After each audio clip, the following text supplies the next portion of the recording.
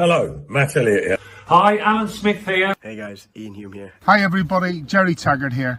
Be sure to watch Chris and Leicester LTIDtv for all the latest Leicester City news and information. You can also subscribe on YouTube and various social media channels. for the latest updates and news on Leicester City Football Club.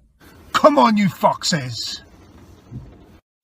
The Leicester Till I Die shop is now open. For all your Leicester Till I Die merchandise, Visit the Leicester Till I Die shop at our website. They have blown their rivals away. They have blown us all away, in truth. Premier League champions 2016. The amazing Leicester City.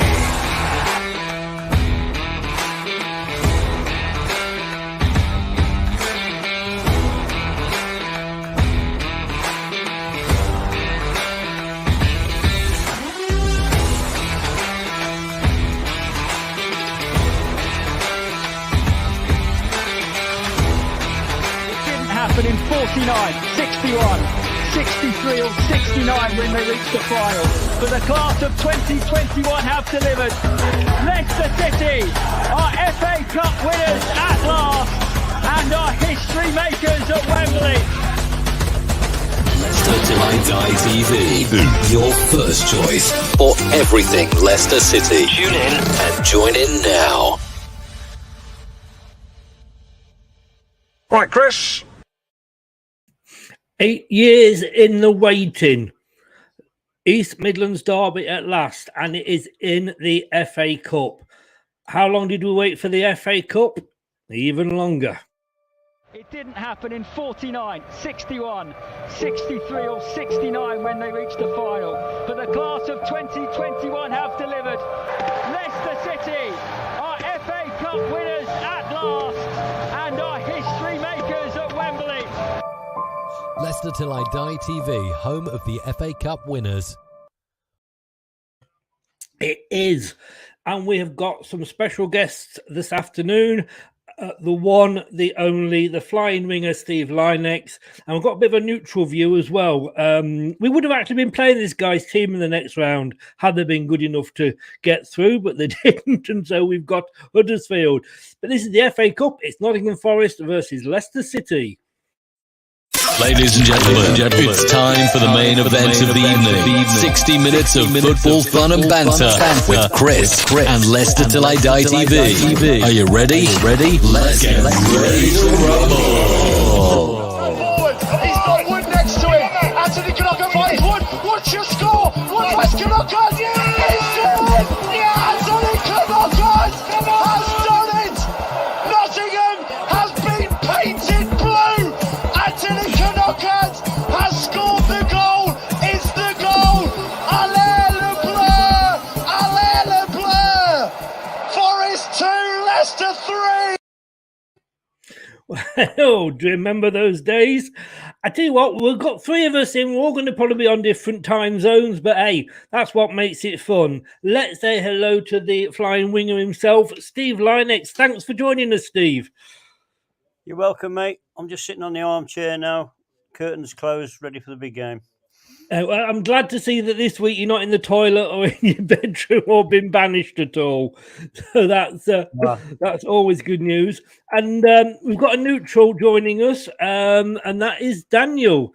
You all know him, guys, from some northern-based football team who... Good evening, sir. Not a good result for you yesterday, 0-0. No, definitely not. Shocking performance. I can totally understand why everyone were booing at the end.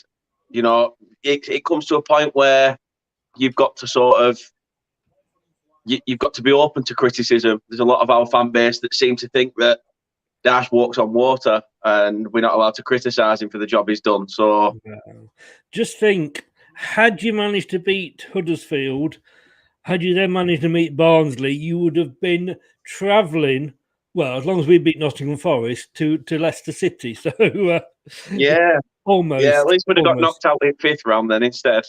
Exactly. Facebook user No Casper is a big worry. We've got Danny Ward, and He's going to be Casper's replacement at some point. I'm not worried about Danny Ward. Steve, are you?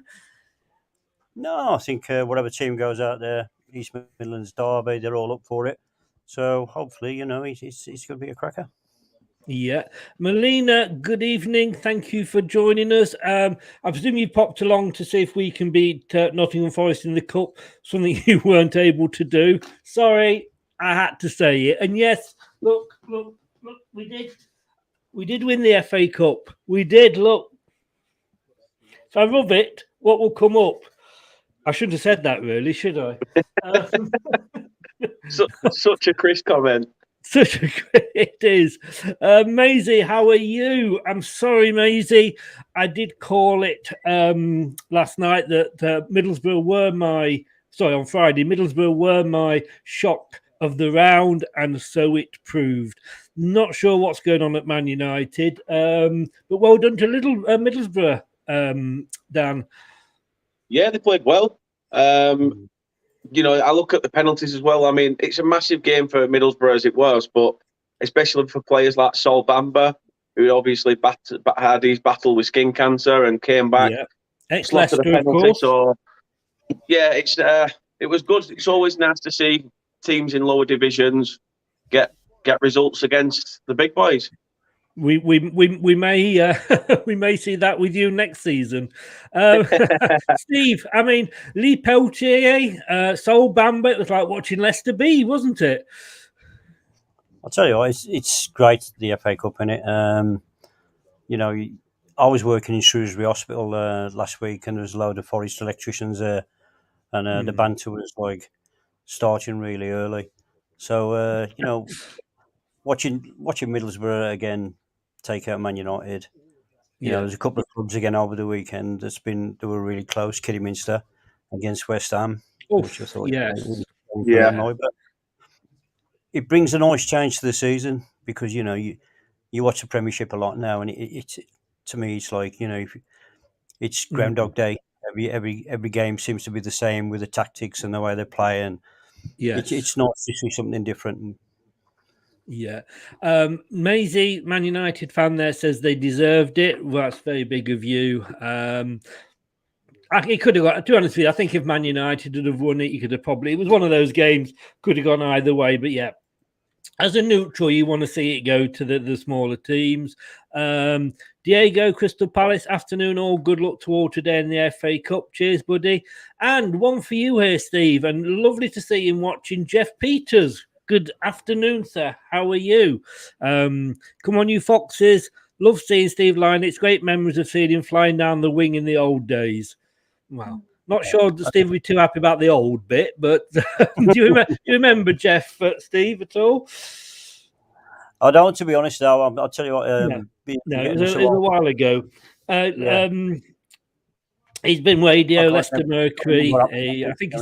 I believe, Jeff, you're at the Athletic these days, so I hope it's going well there for you. Yes. The team. Let's have a look at the team, shall we? If I can find it, I have got it somewhere. Here we go. So, yeah, I mean, again, a strong team. I mean, Ward, you've got to give him game time. I think he's in the Welsh national. Well, he's number one for Wales. I'm surprised he hasn't asked for a move away yet, Steve.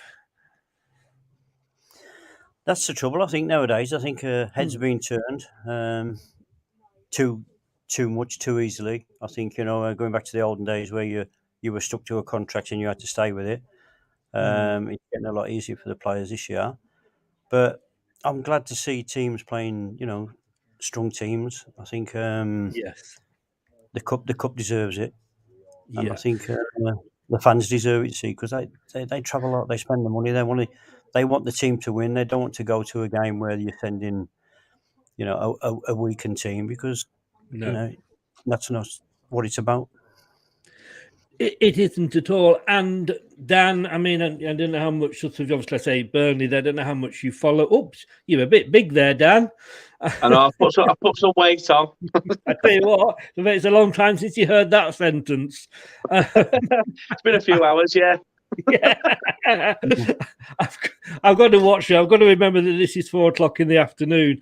I mean, you probably, I don't know, say sort of how much you know. We talk a lot about Burnley and Leicester, but I mean, our back four at last, you know, it's looking reasonably good. I mean, James is back. He's at right back. Pierre is not quite fit enough yet, but he is on the bench. So Unchu, just want him to get back to his form. And Marty back from the AFCON Cup. And to be honest with you, he was probably our best defender before. And Luke Thomas on the left, who's never let us down. Yeah, you start finding a bit of form at the back. And it's these games that you need your back four to be your sort of knights in shining armour. Same for Notts Forest, to be fair. You know, when it comes to, you know, games against your rivals, form goes out the window, everything. Yeah. Literally, you're defending for your life. You're trying to get, you know, each team trying to nick that early goal. However, this is where your defence needs to be resilient. And recently, they've started to show signs of the old Leicester rear guard. Oh, I hope so. Jeff, I apologise, sir. I do. I've just got you a new job. Of course you are. Talk Sport. How? I tell you what, Jeff. Just to where are we? Just to show there's no hard feelings, mate. There we go. My apologies. I shall put my Talk Sport top on. There we go. Anthony, hi, Chris. Come on, Forest. If I tell Steve you're an Arsenal fan, Anthony, then I've got to get my beeper. Heads will roll. Yes. And the missus is in for you, Dan. Good evening, Kate. Good evening. Good afternoon as well. Good morning. There you go. Covered all bases. But Steve, looking at me a midfield, look at that. I mean, you know, you've got Ndidi back, which is fantastic news. You know, Tillemans is still obviously, Maddison and Barnes. I mean, we couldn't get any stronger, could we? Well, looking at it on paper, it looks like, you know, we're going to do like attacking midfield, which I hope we do, because if you go to Forest with the same thing as Arsenal did in the last round, as you're a Premiership club, we'll just pass the ball around and we won't get anywhere. Whereas I think the look of this team now, I think he set it up that, you know, we're going to get at Forest. It is, and up front, Lookman, who's again not let us down in that role, probably just behind Inacho, and great to have Inacho back again. Yeah, it'd be interesting to see what Sue we give him. I'd like to see him playing a bit down in between the channels, because I think that's the way to get through Forest. I think if you try and play in front of them, I think it's going to be a long time before they can crack their defence. Yes. So hopefully get it in the channels and then get the fellas in there at the edge of the box. Bang, game over. And the best news, Dan, Vestergaard's only on the bench. Yeah, I was going to say Vestergaard and Perez on the bench. Hopefully, two subs you don't want to see come on in the game, no matter what the score are. This is very, very true. Quick question for you, just diverting here. Now, this could be the fact that Arsenal got knocked out by Nottingham Forest in the last round, but Anthony is asking to ask Steve, why are these championship teams beating the Premier League teams? I think it's the mindset that they're more hungry. You've got the Premiership teams; they're going into every game like they do. It's more like precision now. It's not about the way they play. They play the style they're told to play. They slow the game down. They pass it forward once, then they pass it back 10 times, and it's not it's not so much as a threat. But then you get the other lower team clubs. It's a one-off game for them. It's a different style of play to what the Premiership players are used to, and it's more in your face. And it takes a long time if you don't start off right at the beginning of the game to change it. Yes. Now, Leicester's got to be careful because Forest are going to be hungry today. And if Leicester don't match their hunger, they might end up like Arsenal did. It's like you said as well, Steve, to be fair, that like take that Kidderminster game for yesterday. You know, probably the Premier League players aren't used to playing in those sort of pitch conditions because the ball was bobbling all over. They probably didn't do half as much homework as Kidderminster did on, looking back on what they can do. Did I say Middlesbrough then? I mean, Kidderminster. So yeah, it just goes to show that sometimes, especially with West Ham's squad, because they put out a very strong squad. So, for Kidderminster to actually nearly get there, it's massive. As you say, that hunger and fart is it's there in abundance, isn't it, in the Championship sides? Yes. I'm just getting excited, and they're just showing the Tillerman's goal again. in the final last year. Obviously, I can watch that forever and ever. But let's be honest, it is actually two different, types of football. The football, and I'm not saying this funnily enough, Dan, but obviously you have been sort of there more recently than perhaps. Well, we have definitely, but it is a different style of football. It is massive. It's sort of. That's why these youth players get sent out on loan to these clubs, to get those knocks, get those kicks, because it's such a difficult battle in those divisions. I think as much as probably where we're heading, the Championship is a better division than the Premier League, because it's the other Premier League is spoken about is literally Man United this, Man City that, and that's why it's always nice when you see Leicester winning the league, and then all the write-ups and the stories about Leicester. And people were loving it, things because it's completely out of its comfort zone in a sense. So yeah, I totally agree with you. However, when Burnley go to the Championship, you'll get the same shitty football. So I watched the Watford Burnley game last night, and you heard the so-called commentators and that saying that it's a 6-pointer, it's a mini league within a league. And I think that's how the top six look at it. And like I said in an earlier show to you, Chris, if you go back to the 2 points for a win, I think you'd have more teams competing for the top prize than just the 6 or 7 that you get, through every season. Massively. And I think, going back to the way we were talking about styles of play, I was a big fan of Burnley, and I liked the way they used to play. But what I was afraid of last night is that they've totally changed all their beliefs, and they were hitting the long ball for the new guy up front. And I think it totally took their game away. It wasn't the firm Burnley that used to play the good, solid football.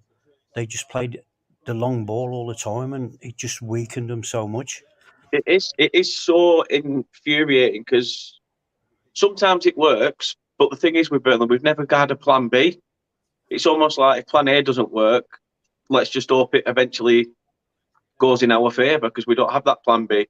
But I agree with you. Last night's game, definitely. If you had insomnia, that'd cure it.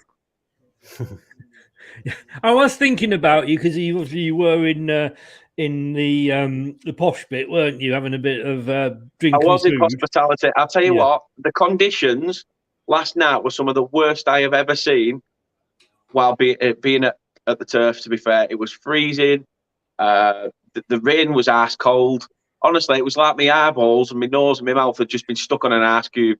Was the rain wet? Was it that wet? It was very rain wet, you get very, up the very north. wet. However, though, the hospitality was great. I did take advantage of the free bar. Of course, I did. Yes. To the point that this morning I still woke up drunk. So. Well, I was like, "Hey, I'm not hungover," and then I'm like, "Hold on a minute, why am I stumbling?" It would have been rude not to, wouldn't it? Certainly. But we've got Huddersfield in the next round, Steve. It's a bit of an incentive there because if we get through that, if we get past Forest, of course, we've got to take that into account, and I don't want to presume anything, but. 5 minutes before kickoff, and I'm really nervous. But thinking if we get past Forest, the incentive there is we've got Huddersfield, and yes, we've said before, just not so long ago about how good the Championship teams can be. But you would hope that we would beat them, and you're in the quarterfinals. You would hope, but then there again, like you say, we've just been talking about. Would you want to play a team from the Championship, or would you want to play a team that you regularly play against every week? I think if the mindset of the Leicester players, they want to play somebody in the Premier League, which they know the style and then they can adjust to. Whereas it's going to be hard. Huddersfield's going to be completely different. They're going to be fighting for it, and I'm a bit on tenterhooks today because if Leicester don't start with the same passion that the fans have got, it's going to be a hard game. I mean, 2 words, Steve, Wycombe Wanderers, and we don't need to look past that for underestimating a team. I don't know if you know that one, Dan, whether we've told you or not, but it was a few years ago, FA Cup.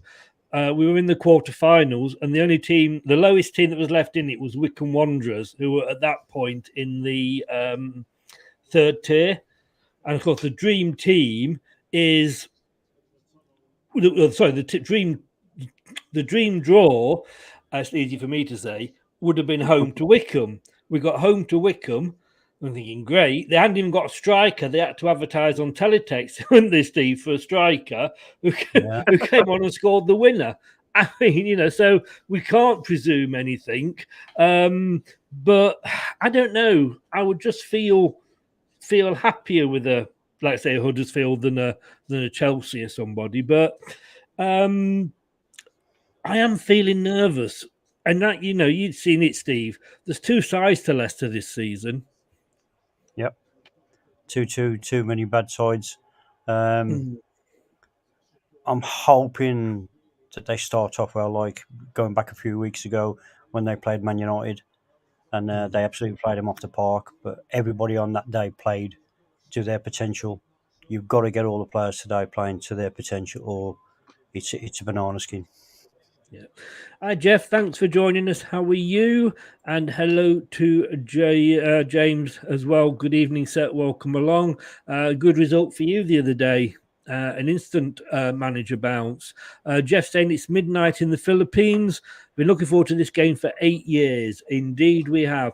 But yeah, Dan, you've seen Leicester this season. You know, one of 2 Leicesters can turn up. As I often say, with the real Leicester turn up. I worry with this sort of thing that it means so much to the fans that you wonder when you look at the squad, apart from Luke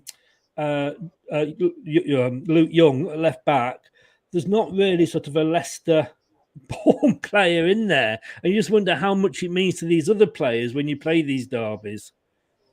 No, it's true. I mean, the dirty inbreds down the M65 at Blackburn, they had David Dunn.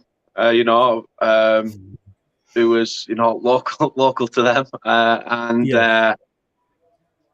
we've got Jay Rodriguez in our back, in our back catalogue of players.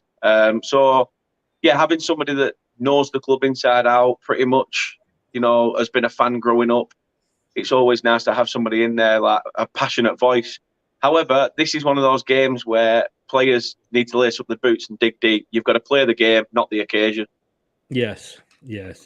Welcome along to Niall. Thanks for joining us, mate. Has it modded you?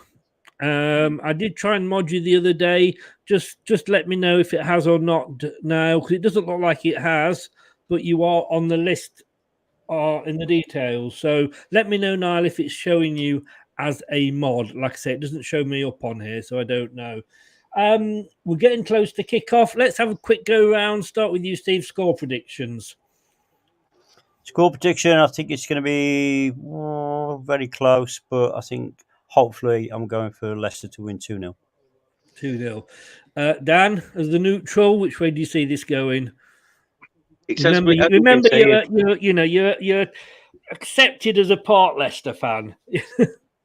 Yeah. No, I'll look at this through blue tinted glasses. Don't worry about it. I've scratched the claret off. They're just blue now. So yeah, I can see this one going to extra time, in my opinion. So it's. I think it'll definitely go to. See, I know in my predictions I said that I think if it does go to extra time, it will be Forest. However, if you can get the job done in 90 minutes, you've got to be happy with that. So based on a 90-minute game, I'm going to say 1-0 Leicester. Yeah. Well, I've gone 2-1 to Leicester because I think we will concede. But having said that, now I'm looking at that back four that we've got, which is probably the best back four we've virtually had all season. I'm actually going to go 2-0 because I think we might actually manage to keep a clean sheet today. And that team is looking good. And Vestergaard aside, the the substitutes doesn't look too bad either. You've got Schmeichel, Ricardo, Chowdhury, Albrighton, Dewsbury Hall, Daka.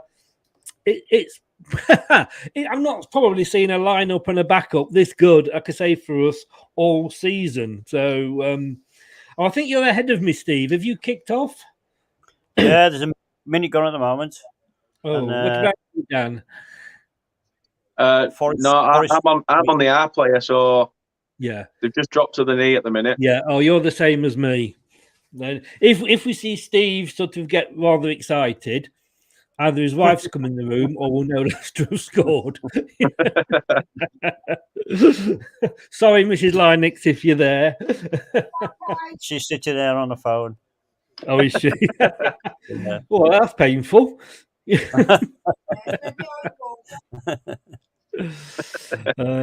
Diego says apparently it's the first. Yes, it is the first match for 8 years between us.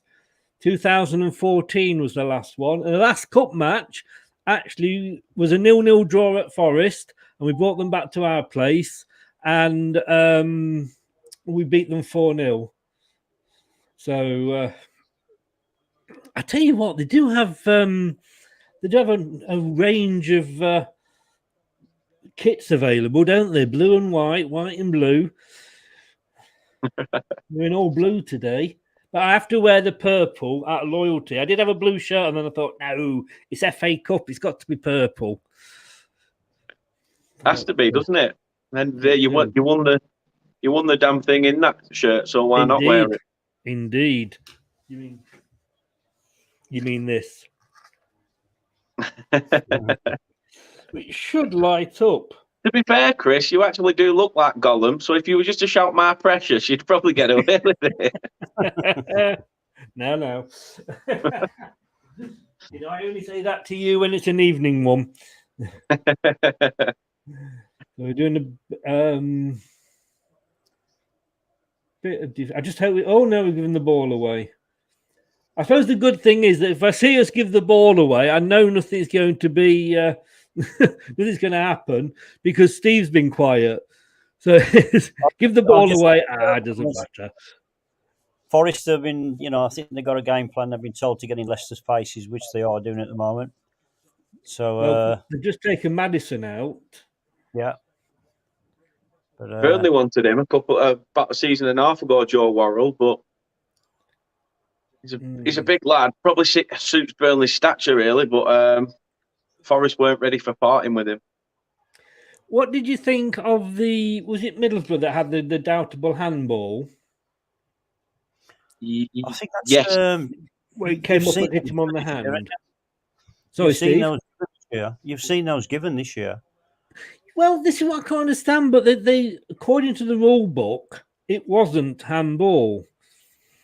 But I just can't keep up with it sometimes. I just don't know, because it did hit him and his arm was in a not what do they call it? Not an obvious place or something, It's one of them as well, though, isn't it? Where I think it doesn't come into play with if it's the actual goal scorer that it comes off. Yes. Then it's a handball and the goals were chalked off. But yes, because it was built up prior to it. It's still silly. Football's getting silly with all these rules now. No wonder the officiating's gone shocking, because the rules are changing season in, season out. Yes, it is. It's a the rules change more than you change your underpants, Chris. I don't wear underpants. What do you mean? Well, you look at the Liverpool game today, where the keeper come out and took the player out from Cardiff. Yeah, I thought he should have gone, but the commentators were saying that because it was his ankle, it wasn't a sending off, but a bit higher, then he would have been a red card. But what kind of comment's that? if he's took him out, he's took him out no matter what part of his body. Yes. You know, Tell you what, Maddison's lucky not to get a yellow there. I think it was a bit of retribution from him being taken out just before. It was a bit petulant, wasn't it? Yeah. What we're in? Oh, I think I might be a couple of minutes in front. Yeah, I think you are. Yeah, they're not taking the kick yet.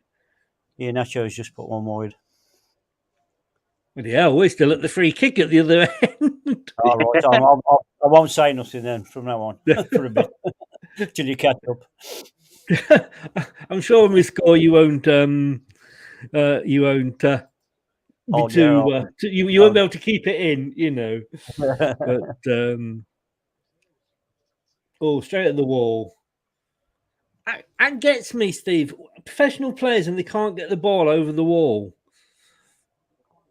Yeah, it's to be fair, I think you get any ball over the walls now. The balls they use is, in the modern game.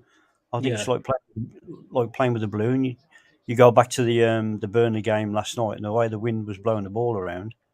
You know, in our days when they were heavier, yes, you wouldn't have got no movement. But I think the balls are that light now. You should be getting them over the wall quite easy, to be honest. Well, yeah, it does make me laugh. We've just seen the Inacho chants there. It does make me laugh when they have that guy, laying. What do they call it? I don't know. They've got a name for it, but the guy that lays on the floor behind the wall. Oh, I can't believe that. I can't believe the referee allows that. To lie. That was me. I wouldn't get up in the game. That's weird. You just stay down there hoping it bounces off your head for a diving header. Yes.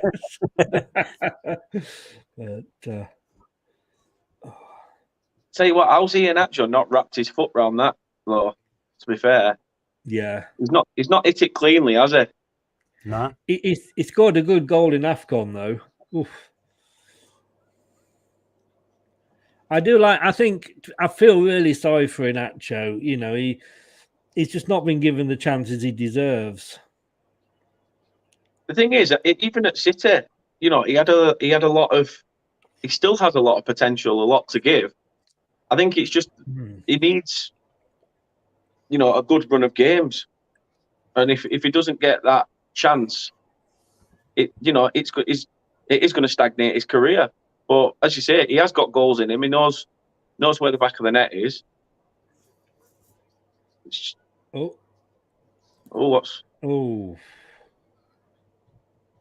That's out, surely. Yeah.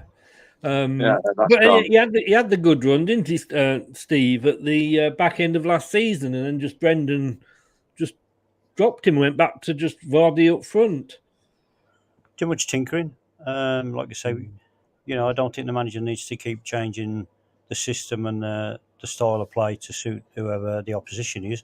Yes. I think you have to get your best 11 out there, the strongest the way you play, and leave it at that until you have a really disastrous run where you have to change it. But Leicester weren't having a disastrous run; they were just changing the team a lot to suit the opposition, and I think he got rid of a lot of the memento.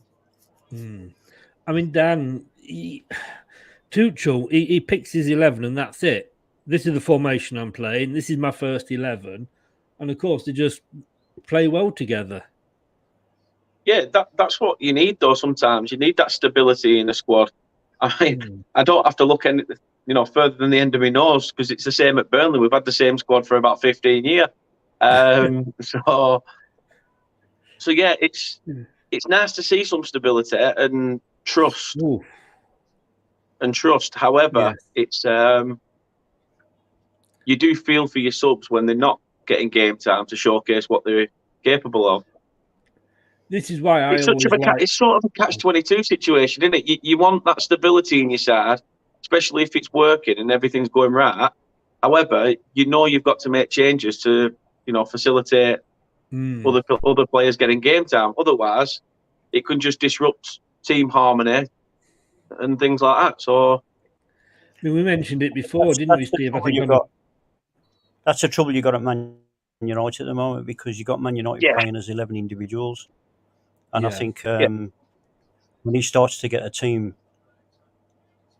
solid team and not change anything, I think that's when you'll see a difference with Man United. But, that's what's happening to them at the moment. They're all trying to play their own game.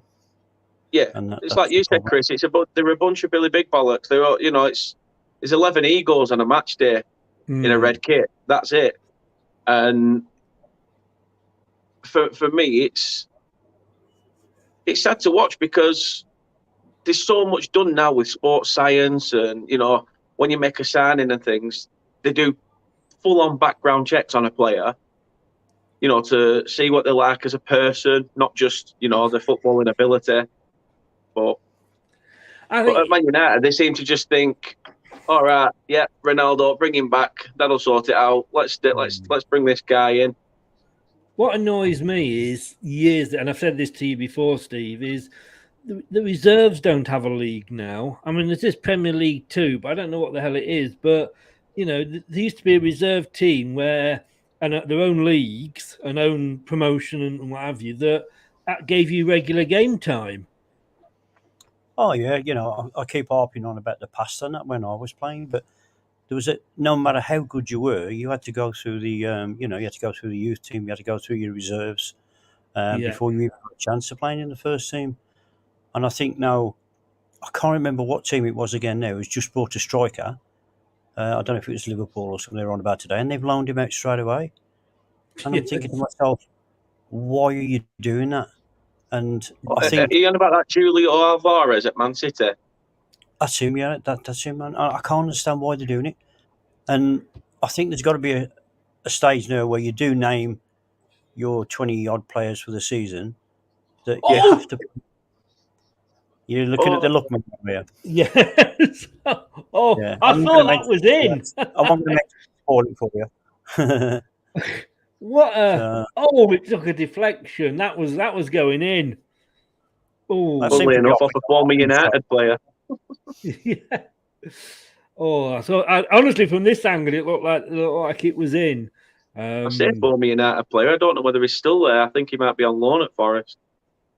They made a couple of signings though, didn't they, at the end? But I know, to me, let's just watch this. To me, you've got players that are like Inacho that's not getting regular game time, but because he's not getting regular game time with the first team, he's not getting regular game time anywhere. So when he comes on, he's not fit or anything. And well, I say not fit, but he's not match fit necessarily. Yeah, he's not match fit. They need to get that back. But I can remember, Steve, what you were saying, just going back to what you said, Kevin Keegan, when he signed, I think, from Scunthorpe to Liverpool, and he didn't see the first team for ages, where now you buy a striker, like Burnley the other day, not just Burnley, but every team, and they're in the next game. Yeah, and I think that weakens the team. You go through the teams that, like West Ham now, they've got most of the same players they had from last year, but because they're playing regularly together now and he hardly makes any changes, they're getting an understanding, and the understanding is now they can get up the pitch, down the pitch. Oh, sorry, we nearly had one then. The understanding you get, and that's why the teams have the good runs, like Sheffield when they came up, Leeds when they came up, Wolves when they were doing well. You haven't got star players there, but you've got a system where everybody plays. And they all know each other's game. Yeah. Yeah. I'm watching this now, and I've got to be honest with you, Forest are holding their own at the moment, but I do feel like you say for them, and the fact that they're playing the Premiership team, you do tend to sort of just turn it on a little bit more, don't you? Well, I've just watched the last 5 minutes now, and I might be a couple of minutes in front of you, but Forest haven't got out of their half now. I think Leicester's starting to dominate. And the way the game looks like it's going to go, it's only a matter of time before Leicester score. Because Forest, they're playing a defensive, or Leicester are making them play in a defensive way, so they're not a threat. A good tackle there from Thomas. down Yeah, to I think this is Barnes. this is the U that we heard from you, Steve. I think. Yeah. Barnes. Oh yes, he didn't connect with it as the ball went across. That's it. Yeah. I do like Lookman. We've got to go out and the rumours are that we haven't contacted Leipzig yet, but we've got to buy him in the summer. He's got to have a really bad second half of the season to us not to sign him. When he was at Fulham, when he first came on the scene, it was a world beater when he first came on the scene at Fulham. Mm-hmm. And you know, when I heard that Leicester had signed him, I thought, oh, that's a good signing, that is. Well, Fulham loved him. He said they were going to be going more into it now. Yeah, and they said he was going to be their player of the season, but he got injured, and I think he missed most of the second half. But didn't work out for him much at Everton, though, did it? Sometimes you got to take a move away, though, haven't you? Yeah. You know? I mean, Chris Wood might start scoring goals now. He's at Newcastle. I very doubt it. There's a reason why that won't happen, and that's because, as I've said to a few people, Ryan Fraser and St. Maximin like to cut in from the wings. So Chris Wood is not going to get the service from crosses. No. Yeah, I said that when I seen him go. He's not going to get the same, balls that Burnley give him. Yeah. You do wonder sometimes whether a player, looking at Jamie Vardy, I mean, when he was foul, yeah, I like this linesman. When Jamie Vardy got approached to go to Arsenal, he would not have got the goals that he got for Leicester because Arsenal didn't play to his strengths. And I could have seen Wenger doing what Hodgson did to him in the England team, and that was sort of sticking more out on the left. And I don't think players, I think obviously they go for the money. It's a job. Of course they do. You've got to accept that. But you do sometimes think, like, is this team going to play to my abilities? Well, you go back to when Leicester won the Premiership. You had Drinkwater and players like that at the time they were playing well. They got into the England team because they looked great players. Yeah. But it was only the way that the style that Leicester played. And then when they leave the club and go to different clubs, they struggled because they weren't used to the system. They weren't getting the kind of balls and that. So it's a fine margin. When you get a team that's playing well together, every player will look great. Oh, our owner's there. That's how it should be. Yes. That's how it should be. But now it's more about the individual now than it is the team. Every signing now is more about the individual, where you go back to my days and things like that, the Jock Wallace, the Gordon Milne era, that they were buying players for the positions and they knew the players that fit into those positions, so it wasn't a disruption to the team. It was a strength for the team. I always say about Man United, and I put a post up about it because there were not all the fans. I mean, oh my God, that was lucky. Forrest have just hit the bar. Don't do that to me. Don't do that to me. I've just shit myself. Oh, man. Good job I've got this at the side of the... Lucky for us, Steve, he's currently sat on his commode, so he don't have to go far. Oh, right. Oh, yes. I've got to, I won't say anything. I'll wait for that to... it's getting a bit... kick we didn't deal with. And it's getting a bit feisty out there, isn't it? Yeah. So the last time these two teams came up against each other was 8 years ago, was it? Yeah. Well, how did it finish that? I think that was a draw, 2-2 draw the last game. We've actually, I think we've won 30 and they've won 29 of all the times we've played each other. Who's currently holding the bragging rights? Us by one game. Who won the last fixture, though, between you both? It was a draw. Oh, who won the last one? I can't remember off the top of my head. Oh, God, yes. That was going in fairness to Forest. So that would have been a real goal if it had paid off. Yes. You're definitely not getting them right at top corner. He took it well. I've got to be honest with you. It seemed like an eternity though. Like when the ball's dropped, it seemed to take a while for him to get his shot away. That's been Leicester's Achilles heel this year, defending free kicks and corners, isn't it? It has, yeah. You know, when I said it before the game that I was more confident about our defence, I might have to edit that bit out. Yeah. Everybody's saying what a stance that is. Anthony, I can't possibly comment in case your wife is listening to this. I'm trying to watch the game, and the missus can never shut up when the game's on. Anyone got any gaffer tape? I do, knowing you, Anthony, I do wonder what that gaffer tape is for. You say it's for putting over her mouth. Yeah. I know you Arsenal fans. I'd say more, but it's in the afternoon, so I can't. I've done a big shop. I've done a big shop, Anthony. What have you picked up? Oh, I've got some washing up liquid, some vegetables, rope, cable ties, bag of potatoes. But the Inacho here, what's he going to do with it? He's got it for a big guy. He's got a good little touch sometimes. But I don't know if you agree with me here, Steve. I said yesterday, with a lot of the Man United fans going mad on TikTok and YouTube because Middlesbrough dare beat them. You know, they've gone 5 years without a trophy.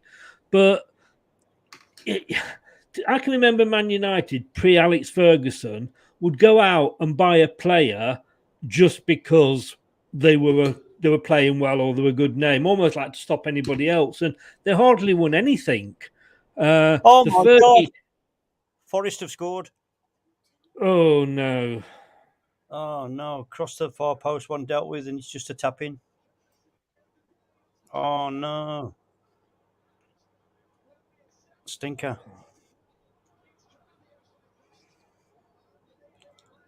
It's. Oh man, they can't deal with these balls into the box. Oh, this is horrible now. You knowing that they've scored and us having to wait for it to come up now. I better not say nothing no more, but the ball's got played out right, and he's just, I don't know, they've just crossed the ball to the far post, headed back, and it was just a knock-in. Yeah, they don't deal with the cross at all. Get Vestergaard on, that's what I say.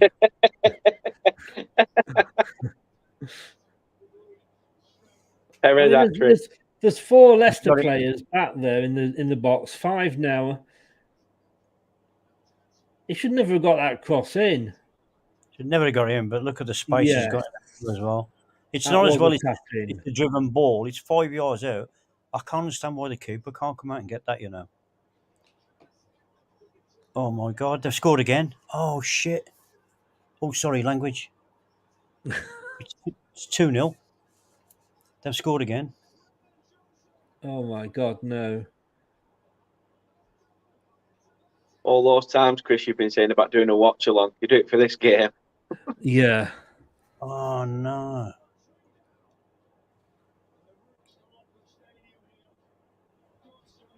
We're still watching the replays of the first goal. Yeah. Oh. 3-2, anybody? Perez hat-trick.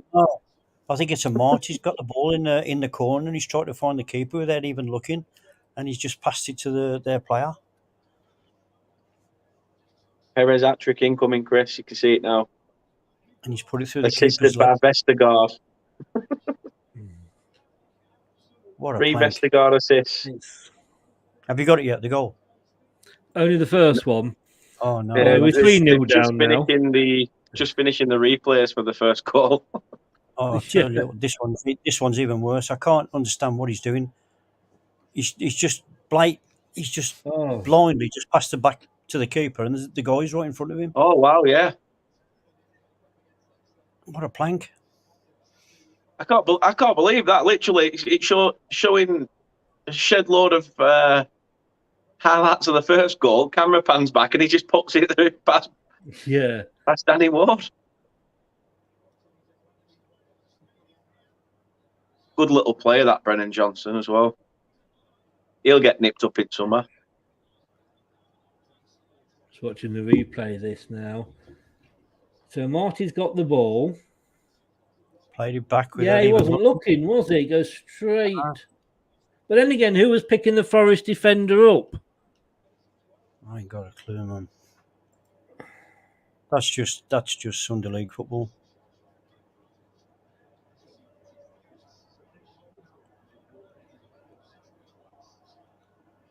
Through the goalie's legs. Be interesting now if Leicester through the goalie's legs as well. Should the ball ever go between the goalie's legs, Steve? Because I mean, to me, it just seems to keep your legs together. I think the way keepers in the modern game now are spreading the bodies, I think they're more open to putting it through the legs. I think when you see the striker go through now, they tend to hit it straight at the keeper. But I think he's done well there. He's finished that well, to be honest. But Leicester have got to step up a gear and 23 in 24 minutes. That was when the 2 goals were scored. But there's no way you should be giving goals away like that. I mean, I don't. Why's that keeper got like an empty After 8 packet attached to his head?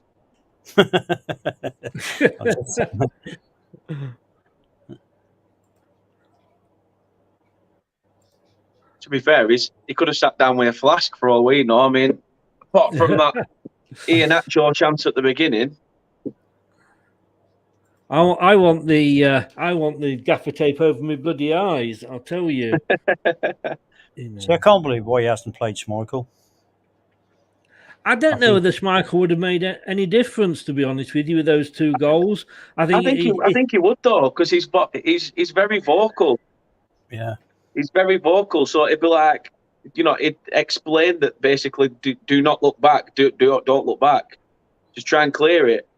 I mean, you learn that in Sunday League. If you're in trouble, just see it out. Don't try to play it back to keeper, especially if you're not looking as well. Yeah. You're in danger, just clear it. Knock it out for a throw-in, regroup, and go again. Maybe that's just because I'm used to seeing Sunday League football in a Premiership stadium. I blame you two. I didn't do my reverse psychology today, did I? You didn't? No. I said Forest were going to win this. But the frightening thing is now, it's whether Forest can hold on for 2/3 of the game. Well, since they've scored the 2, they've been the better team. And the worrying thing is, looking at our Leicester's bench, what players have you got to change the game now? Yeah.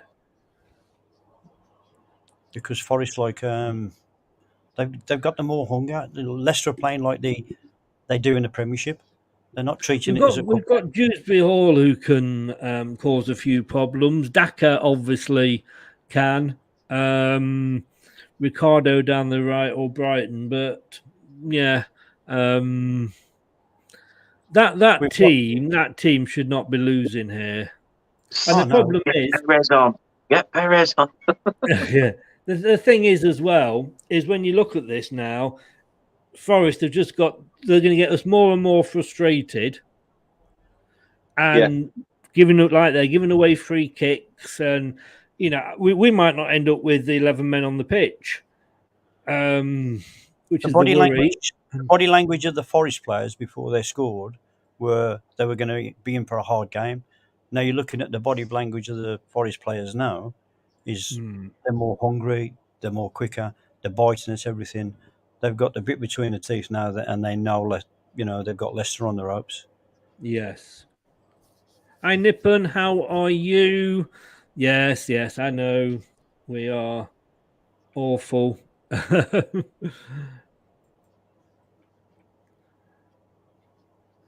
I think last season I'd have been more annoyed because we played so much better for the whole season. This season, it's kind of, well, this is Leicester, you know. Oh, Jesus. We can't defend corners, crosses.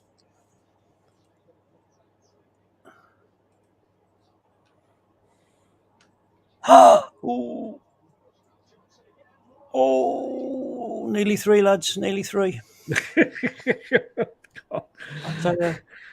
If you see this, Chris hanging on bated breath there, going, "Please tell me it's for Leicester. Please tell me it's for Leicester."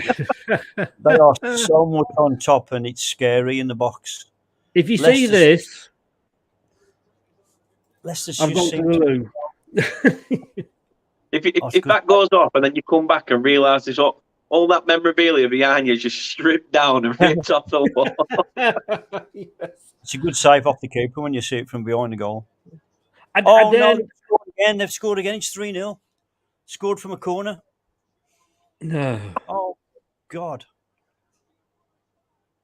Chris is like, Steve Lynex, really? You're telling me that Forest are 3-0 up against Leicester? Oh, no. I tell you, it's awful. Absolutely awful.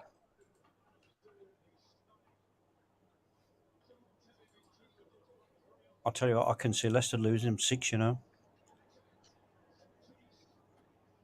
They got 5 players standing in the 6-yard box doing nothing. The guys just come through and headed it. It's comical, absolutely comical. Oh no! Wait until you see it. Wait until you see it.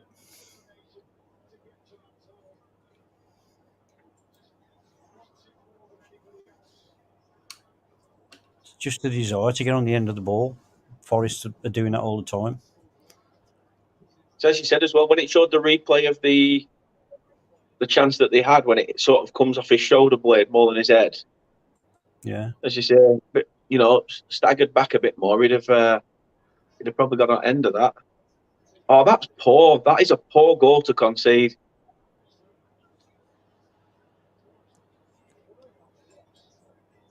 How many Leicester players does that get through? And Danny Ward. Yeah. It's unbelievable. Unbelievable. They're just panning on to the Leicester fans now in the crowd, and it's It is. I don't know who Facebook user is, but it is totally embarrassing. It's terrible. It's a typical Premier League side that's gone to the Championship team thinking that we've only got to turn up today. It goes back to what we're saying as well prior to kickoff, you know, about having that voice in the dressing room, you know, someone that knows the derby in and out. You know, these Championship players will have been told about it. You know, there'll be 1 or 2 in there that.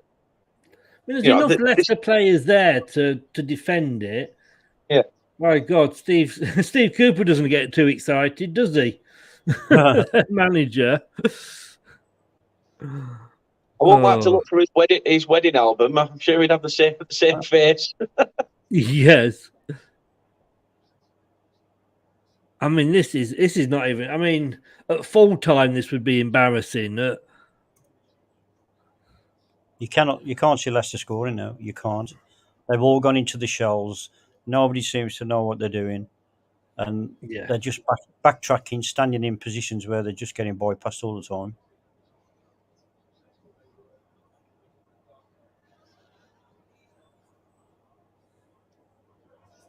All those Leicester fans there that it showed on TV, wishing they were sat at home watching your watch-along, Chris, staying nice and warm.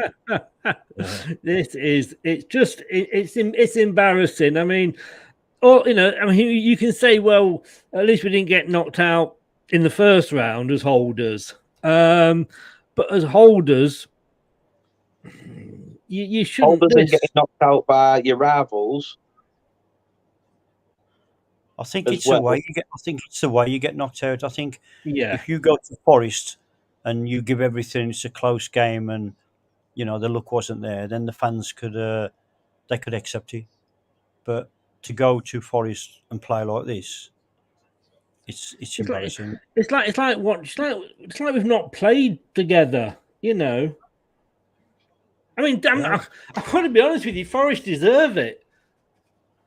You know, I want to sit here and say that it's against the run of play or the sod. You know, they have been playing well. But that's the ones in red were the Premier League side, which is it is one of those games. It's right, horrible Dan. to say as well when you two sides that are rivals. It goes back again what I said at the start, that you've got one team actually playing the game of football, one team playing the occasion.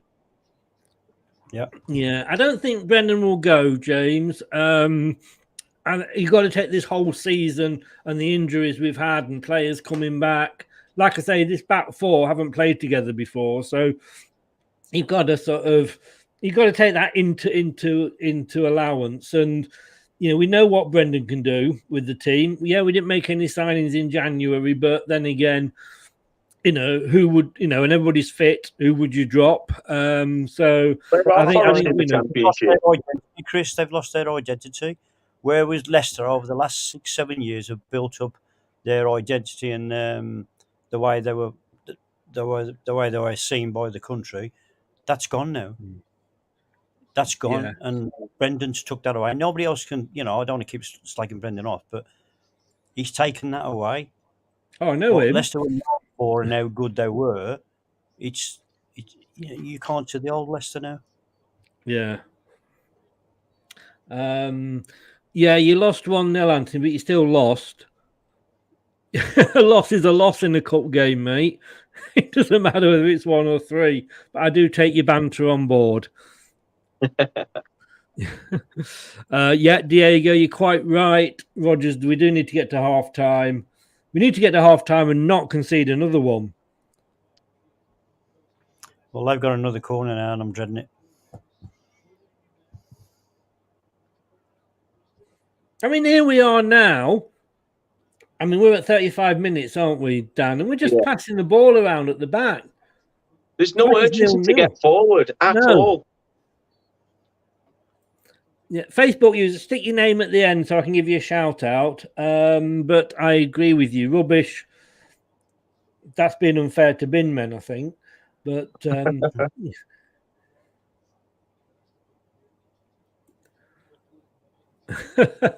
give Chris a hug. Oh, just I tell you what, it's going to be fun. I think you're going to get a few rants in the post-match show with me and Brad. I'll tell you. All right, good. We got the AFCON final to look forward to tonight, Leicester fans. So all's not lost. Oh no, there is bloody. There's the highlights tonight with Troy Deeney and the guy from Homes Under the Hammer. Yeah, and Troy Deeney, of course, got that goal against us. Crispin, Crispin, Leicester looks disjointed. We so do. If you're watching this, guys, if you're not subscribed already, please give the give the channel a sub and smash those likes. It all helps with the channel.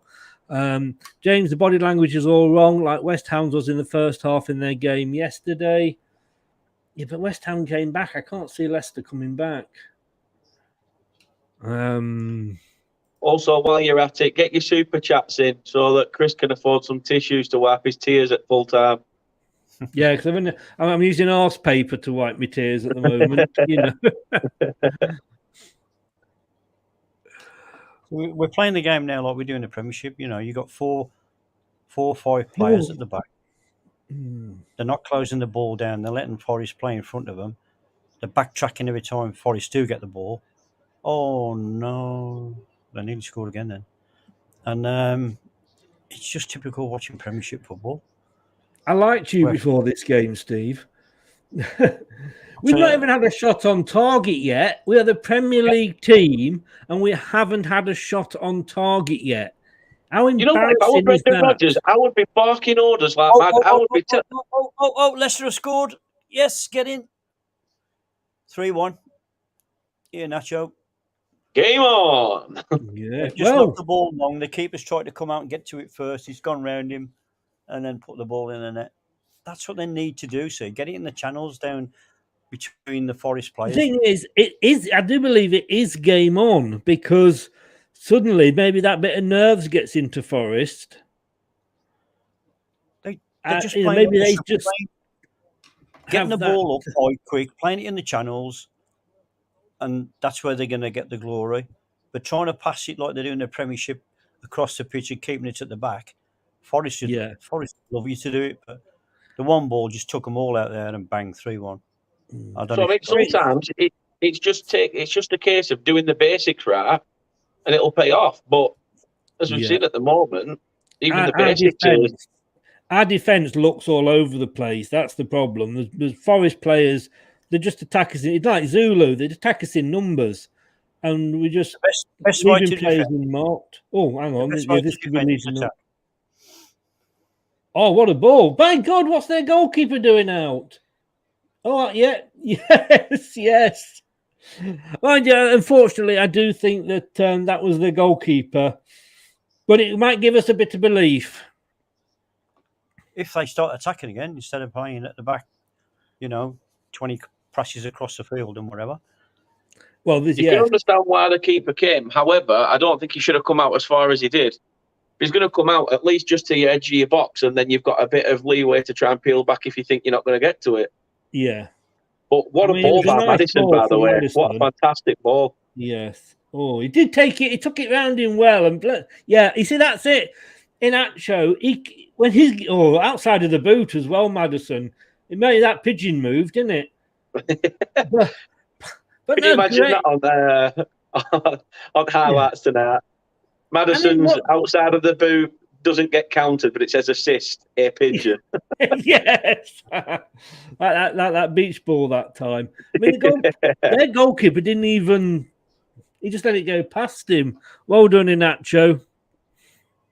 To be fair, I can understand why the keeper didn't do much about it. The keeper probably didn't know much about it. He's had naught to do, so it seized up as the Forest goalkeeper. The train will be on in a minute with some WD-40. Maddison's just wasted a good free kick. Normality, I presume, then, Steve. Facebook user, stick your name on the end, like I say, so I can give you a shout. I won't surprise if Bendon is gone by tomorrow. It's just ridiculous. I made my mind up, not the manager for me.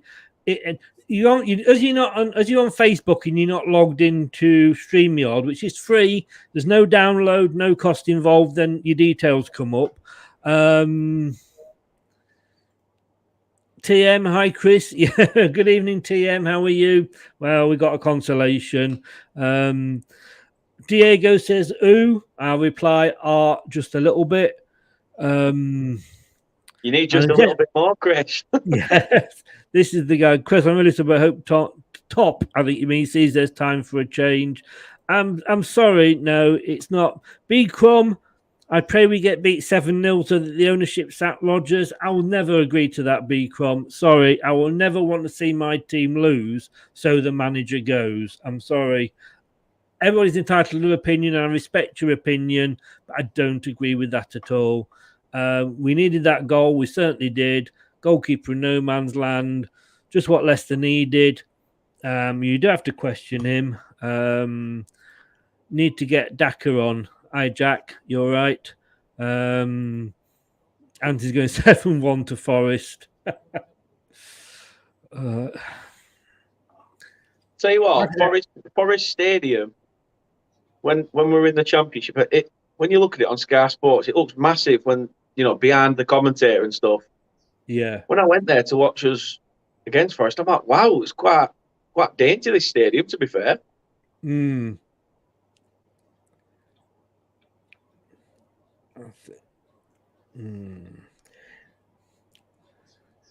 I'm worried now because it's coming up to the time when we usually sort of concede just before half time. Forest have taken the brakes off a bit now. They've got a couple of goals cushion, and they're not pressing out like they were 10-15 minutes ago. So that's a godsend to Leicester. As a player, though, Steve, if you are in that position of your team being 3-0 up, do you, maybe unintentionally, but do you sort of tend to, take your foot off the the accelerator? I think you do to a certain extent, but they should have had the shock now that Leicester have scored. Yeah. And it should spur them on again, because Leicester weren't in the game the way they were playing. Now Forest have took the foot off the pedal a bit. It's encouraging Leicester to play. And it might cause Forest some problems and doing that. Yeah. But then Leicester have got to Lookman's get gone rather quiet, hasn't he? He's not in it as much as he was at the start. But then again, I don't think Forest are letting us. As much as Lookman's pretty much dropped off, but I think there's at least three or four that you could say has dropped off. Going back to what Steve just said, really about Forest as well, that now that Leicester have got that goal, as he said, this is where Forest are thinking, we've got that 2-goal cushion. Let's try and sit on that for as long as we can, see this half out. And they might come out all guns blazing at the start of the second half, try and sway momentum, because at the moment all you can see is the ball at the feet of Leicester players. So it'll be definitely be an interesting second half. Definitely make for an interesting second half. It will, because Steve, we usually come out well at the start of a half, don't we? Well, I think it needs to change. Whatever he said the game plan was from the beginning of the game, that's totally got to change now. Yeah. Because you can imagine Brendan Rodgers, though, can't you, at half time? You know what I told you prior to kick-off? Scrap it. Enjoy the second. He'll just sat there. He'll sat there going. You've got to get some. You've got to get some players now taking responsibility and winning at players. What was that Neil Warnock once says? You've got to effing dare to get 3 points. Yes. So there's no scary managers around before now, where they used to have loads and loads of scary managers. And I don't think the scary managers are allowed to be scary, are they, Steve? This is the modern day footballer. The manager dares to shout at them, or even have a go in and smash all the teas everywhere. They're up at HR and complaining, and I don't think that's why I don't think why sort of the likes of Mourinho, and I don't think Fergie would get away with what he got away with before these days. Oh, no. But I think that should be allowed. I think that should be allowed, to be honest, because you're looking at the players, and that's why they've got no will to fight, because they've been looked after that well in a namby-pamby world where nothing ever changes and goes wrong. Mm. And it starts at youth level as well. It's down to youth level as well. Nobody's cleaning somebody's boots anymore. No one's tidying this up and tidying that up. It's all, let's hire cleaners. No one's digging in and working their way up like people did. These players now, these youth players are earning, 30, 40K, driving around in a flash car, and they've not even kicked a ball in terms of first team football. So, as you say, that world that they're living in, they're practically living in a dream world before they've even, kicked off their careers. So you go back to the old time football, you got, like you've just said there's players that's in the game at a young age now can happily retire and live on what they make. Oh, massively, yeah. And that's wrong. That's no incentive. Jason, I've just seen it's yourself. I should have guessed, Jason, that it was yourself with the not being Brendan's biggest fan. I don't know. I mean, had West Ham lost to Kidderminster yesterday, should Moyes have gone? Should Ranić go at Man United? Should Arteta go at Arsenal? The Arsenal fans would probably say yes to that. But you can't, I don't think when a championship side or a lower division side knocks out a Premier League side or a higher placed team that should cost the manager the job, because I just think it's just so much on it, if you like. You know that the other team's going to come up and really have a go at you. Forest are probably playing us with more enthusiasm and vigour than we ever saw when we played Norwich. That's where you go back to the rollickings of the managers. You got a lot of people now coming on asking for Brendan's head. It's because of the frustrations of the weeks before and the way Leicester have been playing, and there's no improvement. That's what it is. Now, the team to auction today it's the FA Cup. It's the FA Cup, and you're playing against a team from a lower league. You've got to win your individual battles first and show them that the work rate and the desire to win the game is there before you even think about skill or tactics. And I think when you approach a game like that, that's when you're frightening. But if you approach a game like you're a Premiership team and you're just going to play like a Premiership team, you've lost the game really from the start. Yeah. What you'd give to have Wes Morgan back in that side, Chris? Problem is, the last couple of games that he played for us, he was popping the ball in his own net. You know, it was as much his goal as it was Chilwell's that nearly cost us the FA Cup. But his organisation was second to none. Time now, and they're just showing you some of the highlights from the game. And the couple of goals that they've scored, and like you said, there's 6 or 7 Leicester players in the box. There is not one player there that you can see organising or shouting.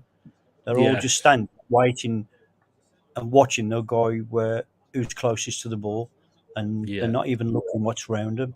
And that's what Leicester's missing, is somebody in there dictating. You need that disciplinarian in there, don't you? You need that organizer. You do. You definitely do. It doesn't take an armband. Doesn't take an armband with a C letter on it to tell you that you need to talk. No, you let people know where you are. You've got to communicate with your back four. You know, you've got to hold the line when you need to hold the line. And if no one's going to speak to each other, it's pointless, because you're setting yourself up for a major downfall. And as you saw with them 3, you could even say easy goals for Forest, to be honest. I think, Jack, you've got to look at no wonder Tillemans wants out. But it's Tillemans pulling his weight. I mean, I'm not saying he isn't pulling his weight because he shows the enthusiasm, but I haven't heard hardly anything about him in this game. He's not really been there. No more than other players or no worse than other players, but at the end of the day, you know. he's gone, yes, Chris. He's gone. His head's been turned since they've been talking about a move and a big money move. What's that, Munzer? He says you haven't replied to his DMs. I'll have to sort it out because I'm having trouble with my Twitter inbox. But Steve, I know what you're saying, but I mean, like, you know, he's still got the enthusiasm. You know, the way that he sort of reacts, you know, just to winning a throw-in and what have you. But he isn't the player that he was this time last year. No, because he had the sharpness last year, and his ability was to run and get back and be in people's phases. Now he's looking like, you know, he doesn't move unless he has to. Does that make sense? If he's standing with the player, he'll stand and stay with the player. Whereas before, he wouldn't stand with the player. He'd be either back or he'd be going forward. So he's playing in his own little zone. Yeah. Diego never would have predicted a 3-1 to Forest. Does Brendan make changes at half-time? Possibly. You might have a coffee instead of a tea. Yeah. Do you want Maguire back? No. They're already having defensive problems. You don't want to make it any worse, Monday. Chris, if you would have won this game, you could have had No, we would have actually got Huddersfield. Well, no, we have got Huddersfield. Well, we're not got Huddersfield because we're not winning. But if we win this game, we will have Huddersfield. We could have had Burnley in it. But let us be back straight after this.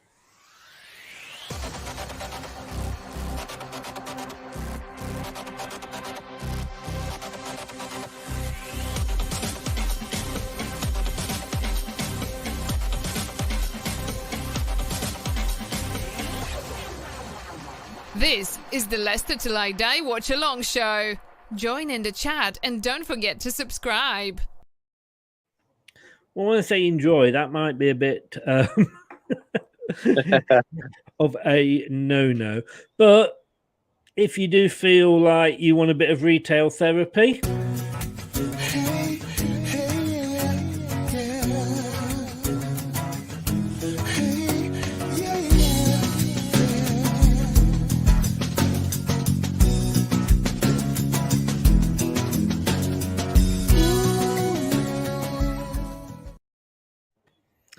a full range of Leicester Till I Die merchandise is available. Go to www.leicestertillidie leicestertillidie.com/shop, and you can find the full list of availability there of what you can buy. And apparently they've just gone on to Wes Morgan just to sort of get his thoughts on the game.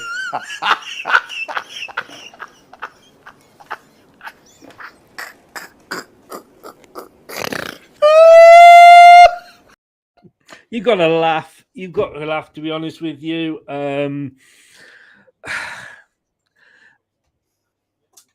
Steve's gone to get some tissues. I'd have to go and relieve myself. What changes do you make, Steve, do you think? Attitude. That's the biggest change I'd make, is attitude. Can you do that in 15 minutes at half time, though? You could if you was a Jock Wallace or a Ferguson and whatever, where you were laying into them. What we said earlier, you look at the midfield, Tielemans, Maddison, that I haven't heard them mentioned in 30, 35 minutes. Yeah. I haven't seen them at the edge of the box either end. If Leicester attack, they're not there. If Leicester defended, they're not there. So I don't know where they're disappearing to on the pitch. But our fullbacks haven't gone forward. I haven't seen a fullback overlap so far. Well, to be honest, we haven't even got a position where we can, because it's playing the square balls and the short passes at the back and getting nowhere again. Not that it sort of really affects how we are playing, but the BBC again have got the FA Cup trophy with red ribbons on. Should they not have blue and gold ribbons on there, because Leicester are the current holders of the FA Cup? And even if we get knocked out today, we are still holders of the FA Cup till May. I thought it always had the last team's colours on, or has it got Emirates on? Because obviously the logo, the FA logo, is red, and Emirates are red. So I don't know. So at least Anthony, so you can say you're still associated with the cup because you've got the same sponsors as your stadium sponsor the FA Cup. So that's something for Arsenal fans to look forward to, isn't it? Jason, Michael. Sorry, Michael. First thing I said, instead of Casper, you should have Casper instead of Ward. Dan, as a neutral, is the goalkeeper at fault for any of those Forest goals? I mean, the first one could potentially, as Steve said, could have come out for it and caught it. Except he were rooted to his line. The second one, there's not much you can do about a header. Oh, that might have been the third. Sorry, that one. Yeah, second. I mean, it's just the only thing. If you are going to change it, I won't change it because Danny Ward's had a bad game. It'd be just because Casper's voice, Casper sorting the back four out, talking to them, and his communication in this sort of game is massive. But Ward's never let us down when he's been in, and to me, personally, I wouldn't change him. It's showing him now on screen, and he's telling people to, push out, and so there is some element of communication there. Well, however, let's be honest. It's definitely not the keeper's blame. I don't think it's the keeper's fault. You can't. No. You can't fault the keeper from this. I do get what you say about Casper, but we've had Casper all season in the Premier League, and we've had 2 clean sheets. So you kind of sometimes by putting out a big squad like you have done, like a lot of your first team players, can be seen as paying too much respect. Yeah. I mean, Get Daka. I mean, I agree with you. I think Daka has got to come on, and he's got to come on sooner rather than later, Terry. I really do agree with you. I don't think it'd change anything if you did bring Daka on, because your midfield is that quiet. Where's the service coming from? I'd like to see. I mean, Lookman. You see, yeah, none of these sort of Barnes hasn't had a particularly good game, and are we being unfair and saying Nottingham Forest aren't allowing our players to have a good game? Anthony says Wes Morgan is disappointed on the BBC. I don't think disappointed comes anywhere near it. It's just watching Liverpool, then thought that another goal gone in, red and blue. Yeah, I just I would like to see Daka on, but maybe put Lookman out onto the wing. I mean, let's have a look. Let's have a look at the subs again, guys. This is a game for me where you should have had probably a midfield of essentially Chowdhury and Dewsbury Hall, because the young, hungry midfielders, who would fight for the cause, because they want to, they want the game time. They'll want to showcase what they're about, and it's the perfect sort of game for those sort of players. But when you just think, oh no, we'll stick players in that, we'll be playing week in, week out in the Premier League. Yeah. You don't know whether that player's thinking mentality-wise that they should be a walk in the park or anything. I mean, I'm going to be honest with you here. I would probably bring Dewsbury or I'd bring Chowdhury on. Now, I'm going to say I'd bring Chowdhury on because he gives you that bite in midfield. Indeed, he's not done anything this game that he hasn't showed that control. Excuse me. Would you agree, Steve, that indeed he hasn't really made his mark in this game yet? None of the midfield have. No. You look at the potential before the game, and you think, yeah, okay, fair enough. But then you look at the game itself now, and it's not about how good the player is; it's about the attitude. Now, the attitude there is that we should be a yard or 2 or 3 yards faster than Forest. We should be in positions where we can hurt Forest before Forest even know about it, but they're not. And you go to I like Maddison, but you go to the players like Maddison. Maddison is not a footballer, as in a footballer. He's a showman. Now, if you wanted to go into a game like Forest, you want footballers. You don't want showmen. And that's the problem. I agree with what you're saying, Steve, because I think James Maddison's going pretty much in a similar route to Dele Alli. Yeah, he is. But do you not think Maddison is a game changer, though? He can change a game. You look at Chowdhury and you put him on and he'll show up the midfield. He's not scared to stick his boot in and have a go. And then, but Maddison, can produce that wonder free kick or one touch can change the game. But where is he? Where has he been for 45 minutes? You can't carry players, and that's the problem. You're carrying showbelt men in games where you should be playing footballers. And that's the problem with Leicester at the moment, is just getting a bit of steel. They need to get some ball winners in midfield, and they need to be playing 10 yards further up the pitch, because there's too much playing across the back, giving it to Tielemans and giving it to Maddison in positions where they're not going to hurt you. And, they get knocked over by a piece of wind. Yeah. And they lose Leicester need to find themselves another Kante. They do. Well, it is indeed, but, we've got the problem, I think, with a lot of players is when you get somebody like, like a Cornet for Burnley or an Ndidi for Tielemans, if they don't produce every single game, there's a problem, but players can't produce every single game. They're going to have bad days at the office. Everybody does. Unfortunately, you've probably got 4 or 5 that are having a bad day at the office. It's the system, the way they're playing, that's making them into bad players.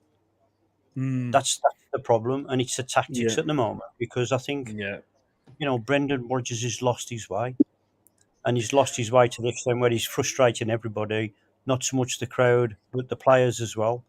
And I think it's taken a lot of the potential of the players that they had and have shown and it's just disappearing because Yeah. the way he's playing. They're just coming out on our stream. So just to get a few comments in before we kick off.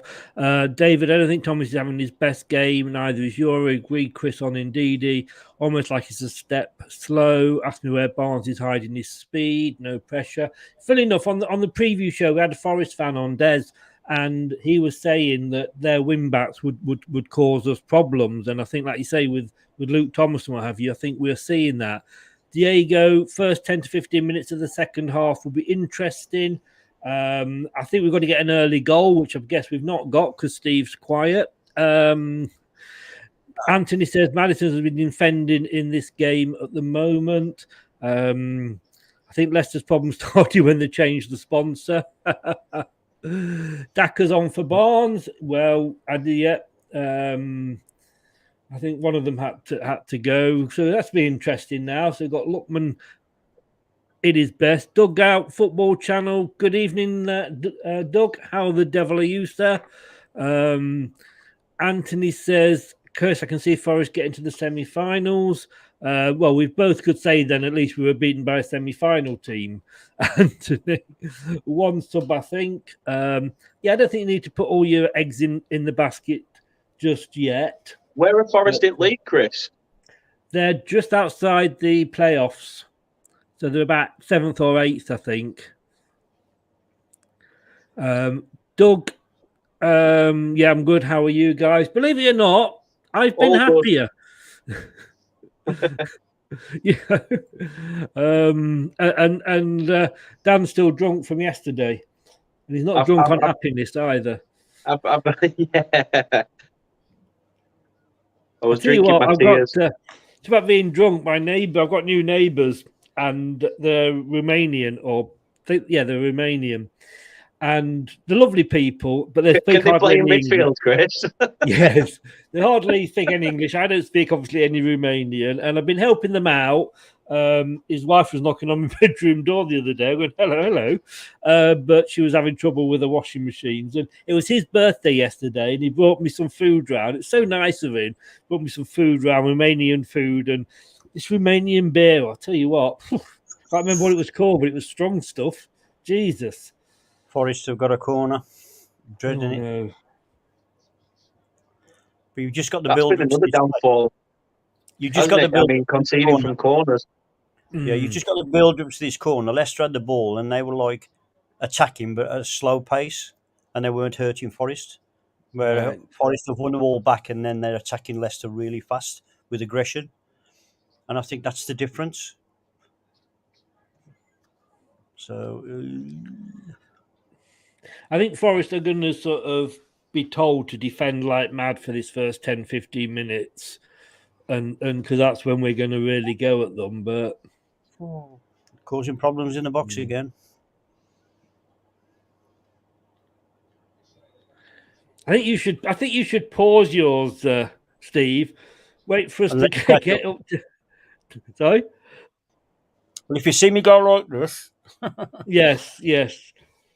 Forest have scored again. If you see me go like this, then that's good news. Yes, I've got to say, I've got to give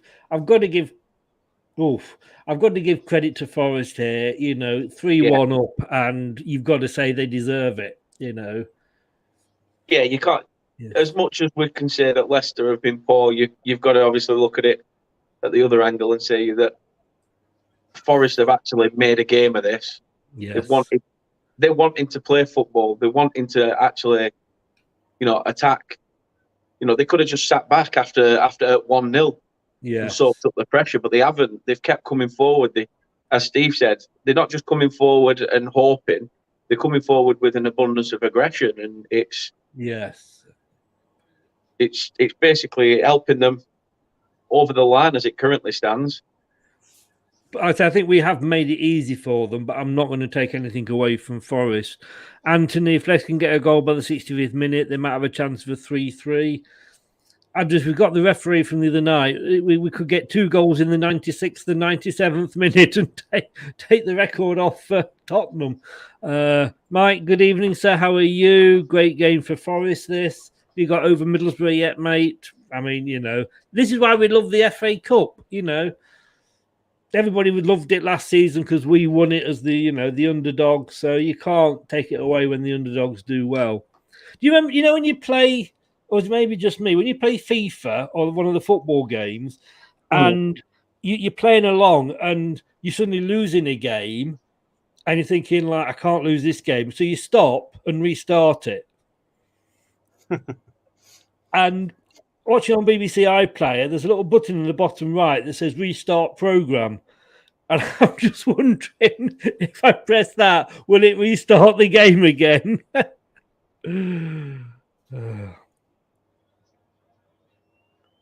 So I'm just watching. Leicester's got a free kick on the edge of the box. Mike says tomorrow at 9 is good, Dan.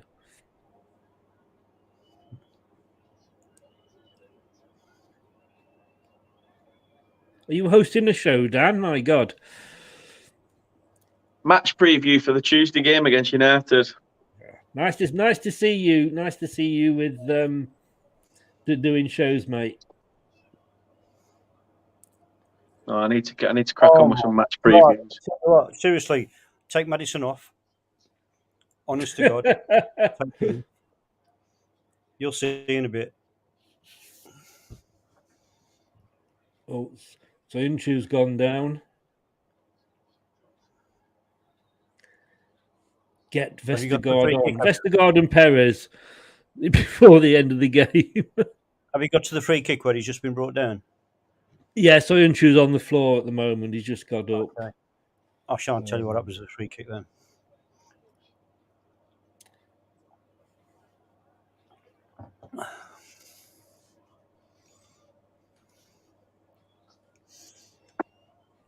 Might just have some light reading.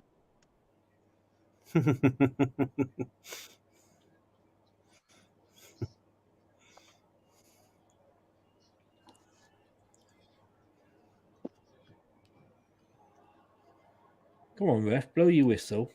It's like I've paused. Where's the ref? Oh, ref, what are you doing? You wait till he does.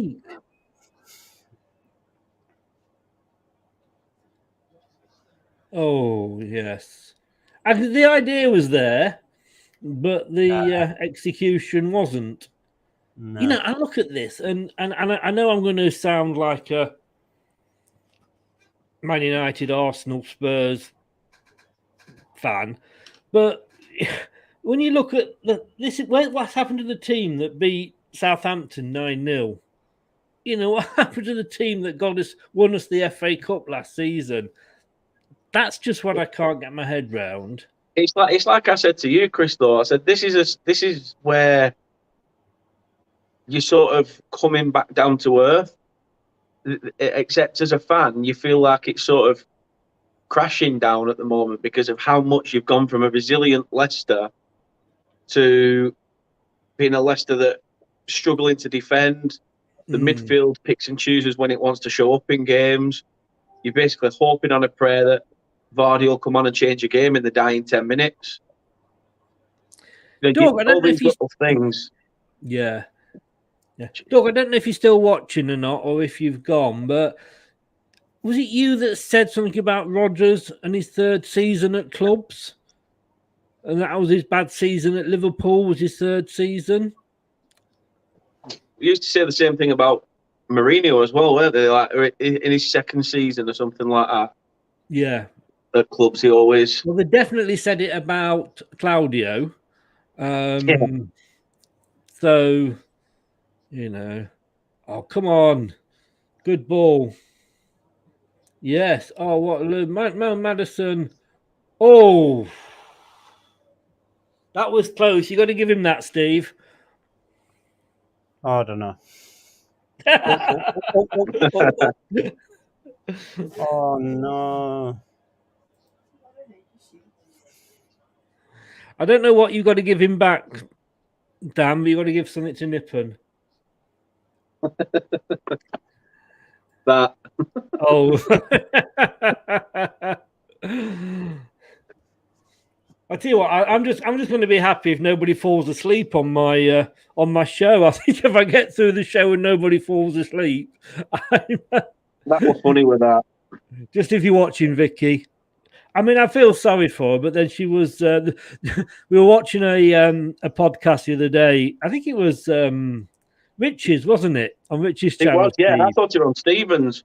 No, it was on Rich's, and he got Stephen on, and he got this young lady on, very nice young lady, who was enjoying the the squash grape drink, and there were big glasses she was knocking back as well. Just a bit. And then Nippon started to talk about Harry Potter, and at that point, I think I, along with a couple of others, thought I can see where this is going, and turned it off. But then she fell asleep. Bless her. You could see. Somebody, what the fucking hell? Wow. Daka don't. How the hell did that not? You should be. I'm sorry, you've got to be hitting. All right, no, in fairness, the player sort of went down in front of him. So, yeah. The weather in Burnley is torrential. I'm telling you that now. We're on an amber flood warning. We could do with some wind and rain. All it ever does in Burnley is rain. It comes in from the Irish channel, whatever they call it, and it comes over. It sees Manchester. We've got to go up here. It goes up and drops its poo on to Burnley. Come on. If we can get one now, we could still be in it. We could maybe even take it to extra time.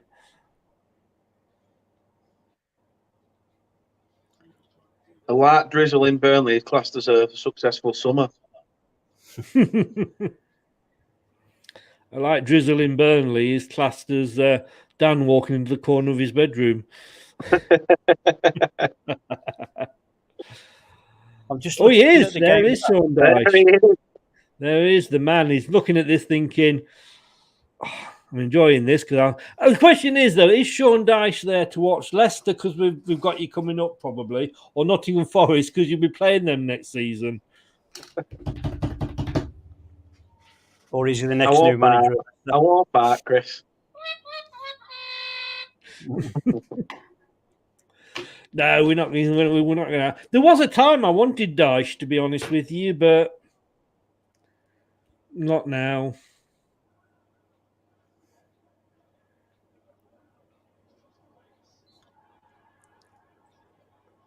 No.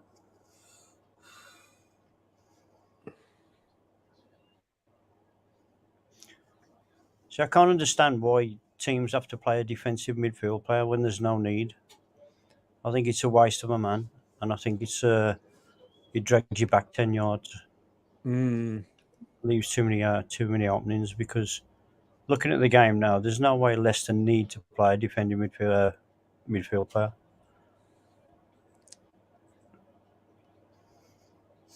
He looks over that way. I think, to be honest with you, Diego, sorry, not Diego, Steve, sorry, that you just said, I agree. And I don't think there would be any harm here in bringing Dewsbury Hall on for Ndidi, because I think it gives you something going forward. Dewsbury Hall is a youngster, he's more attacking than Ndidi, and they always say the best form of defence is attack. Yeah. If you're attacking them, they can't score against you. They're happy, the Forest defence at the moment, because nothing's happening. Everything's being played in front of them. And until Brendan starts to do something to change something, because they've come out and playing exactly the same as they did when they went in at half time. We've got the it's coming to the 60-minute mark when Brendan will sometimes make subs and managers make subs generally.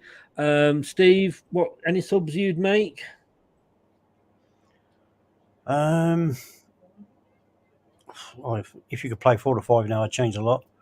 I'd definitely change the whole of the midfield, because Tielemans is just dropping back too far, doesn't need to be. And Didi's sitting in a position where he doesn't need to be. And Maddison's best friends with the referee at the moment. He's not left his side all for the last half an hour. And indeed, he's just got booked. He's told by Brendan Rodgers to man-mark the referee, which he's doing a good job on at the moment. Anthony Herbert says you could be 3-1 down to Derby. I don't know. Diego, I don't know sometimes. I wonder. Dan, what sort of positional changes would you make? I'd take Maddison off. If you want, I know this is going to sound wrong, Chris, but I'd take Maddison off. It's 4. Forest have scored. They've just run through Leicester. Unbelievable. Wow. I tell you. Unbelievable. But there again, it's Forest attacking with power, with aggression. And Leicester have just got a back 4 static. They've got the midfield static. Oh, man, it's embarrassing.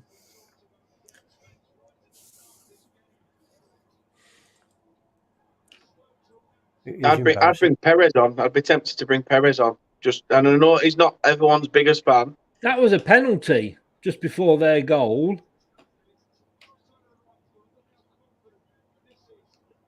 Oh, my goodness.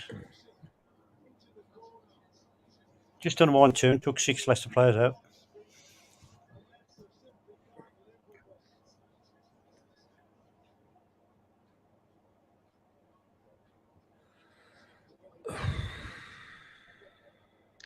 We've not got to goal yet, have we? You know, I'd switch off now if I was you. Yeah, I've just seen. Yeah, I mean, yeah, they would just let him. They just let him. Just let him run 2-6.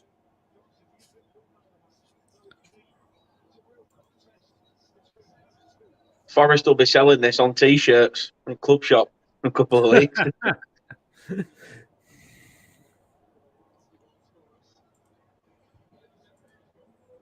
See, Forest have had a good build-up to this crowd-wise because, you know, the crowd have been there, it's the underdogs. They haven't played Leicester for ages. Leicester have been top dogs for the last few years.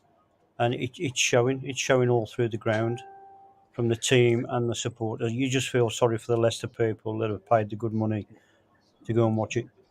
Munsey, yeah, you're saying here, I don't get this bottler. Why is he a bottler? We've lost a game. I mean, not being awful, Munsey, that's bollocks. Because I could turn around to you and say, Ralph is a bottler because you lost to Man United. Does that make Ralph a bottler? No, you lose a game. I don't get it. Pisses me off when you got idiots coming on saying, oh, this guy's a bottler and that guy's a bottler. He's making bad decisions, but he's not bottling anything because he's not on there playing. It's the players that are on there that are doing it, and these are the same players that got us to 5th 2 years. So the players are not playing with the better, but all this bottling shit is a load of rubbish. I'm sorry, Munsey, but wobble your head. I can understand where I agree with you. How that not a pen? Anthony said, "Can you smell what Forest is cooking a win?" I think Forest are through, mate. I think it's over. And he won a trophy last year, Munsey. He did. He won 2 because he won the FA Cup and the Community Shield. When was the last time Man United won anything? I just don't. I mean, is it me or I just don't get this bottling shit? To be fair, that was it was perfect timing for Forest to get that goal. It's killed the game now. If you'd have got it, then you know the next goal at this point of the game, 62 on the clock. But from what we're watching, it's like it would have changed the complexity of the game, but it hasn't. Obviously, it's gone in way of Forest, and it's sort of like every Forest goal. He's just making a couple of substitutions now, and he's took Lookman off, which I can't believe, and he's took Tielemans off. No, I mean the thing is, you can't say anybody's had a good game. To be honest with you, Tielemans deserves. Yeah, he's done nothing, so get him off. You'd have But thought yeah, that you know, he's they'd won have a come out couple and try and play different to where they were playing first half. And I think that's where the guy's coming from, the fan who says Bottler, is that he hasn't changed his way of playing. He's took a player off, but he hasn't changed the way they're playing. And I think they've just coming out playing exactly the way they were in the first half. And I think that's where the guy who made the comments coming from is that he's not so much a bottler, but he's looking at games that he doesn't want to lose rather than games that he should be looking the other way that he needs to. I just think it's a bit like saying Man United bottled the UEFA, the Europa League final. They lost on penalties. Did they bottle it? No, they didn't bottle it. They lost the game, you know. But there we go. Dewsbury Hall's on, which is good. We're not going to get 3 goals now. Pierre's on. I mean, we're just playing for pride now. But I'm going to say all credit to Forest. They've outplayed us. They deserve it. They haven't let us settle. They've wanted it more. Yeah. And yes, I am, Anthony. So I've got the ready for any swear words. Brad might have to cancel. He might have knocked all his little blue pills off his tactics board. Quite possibly.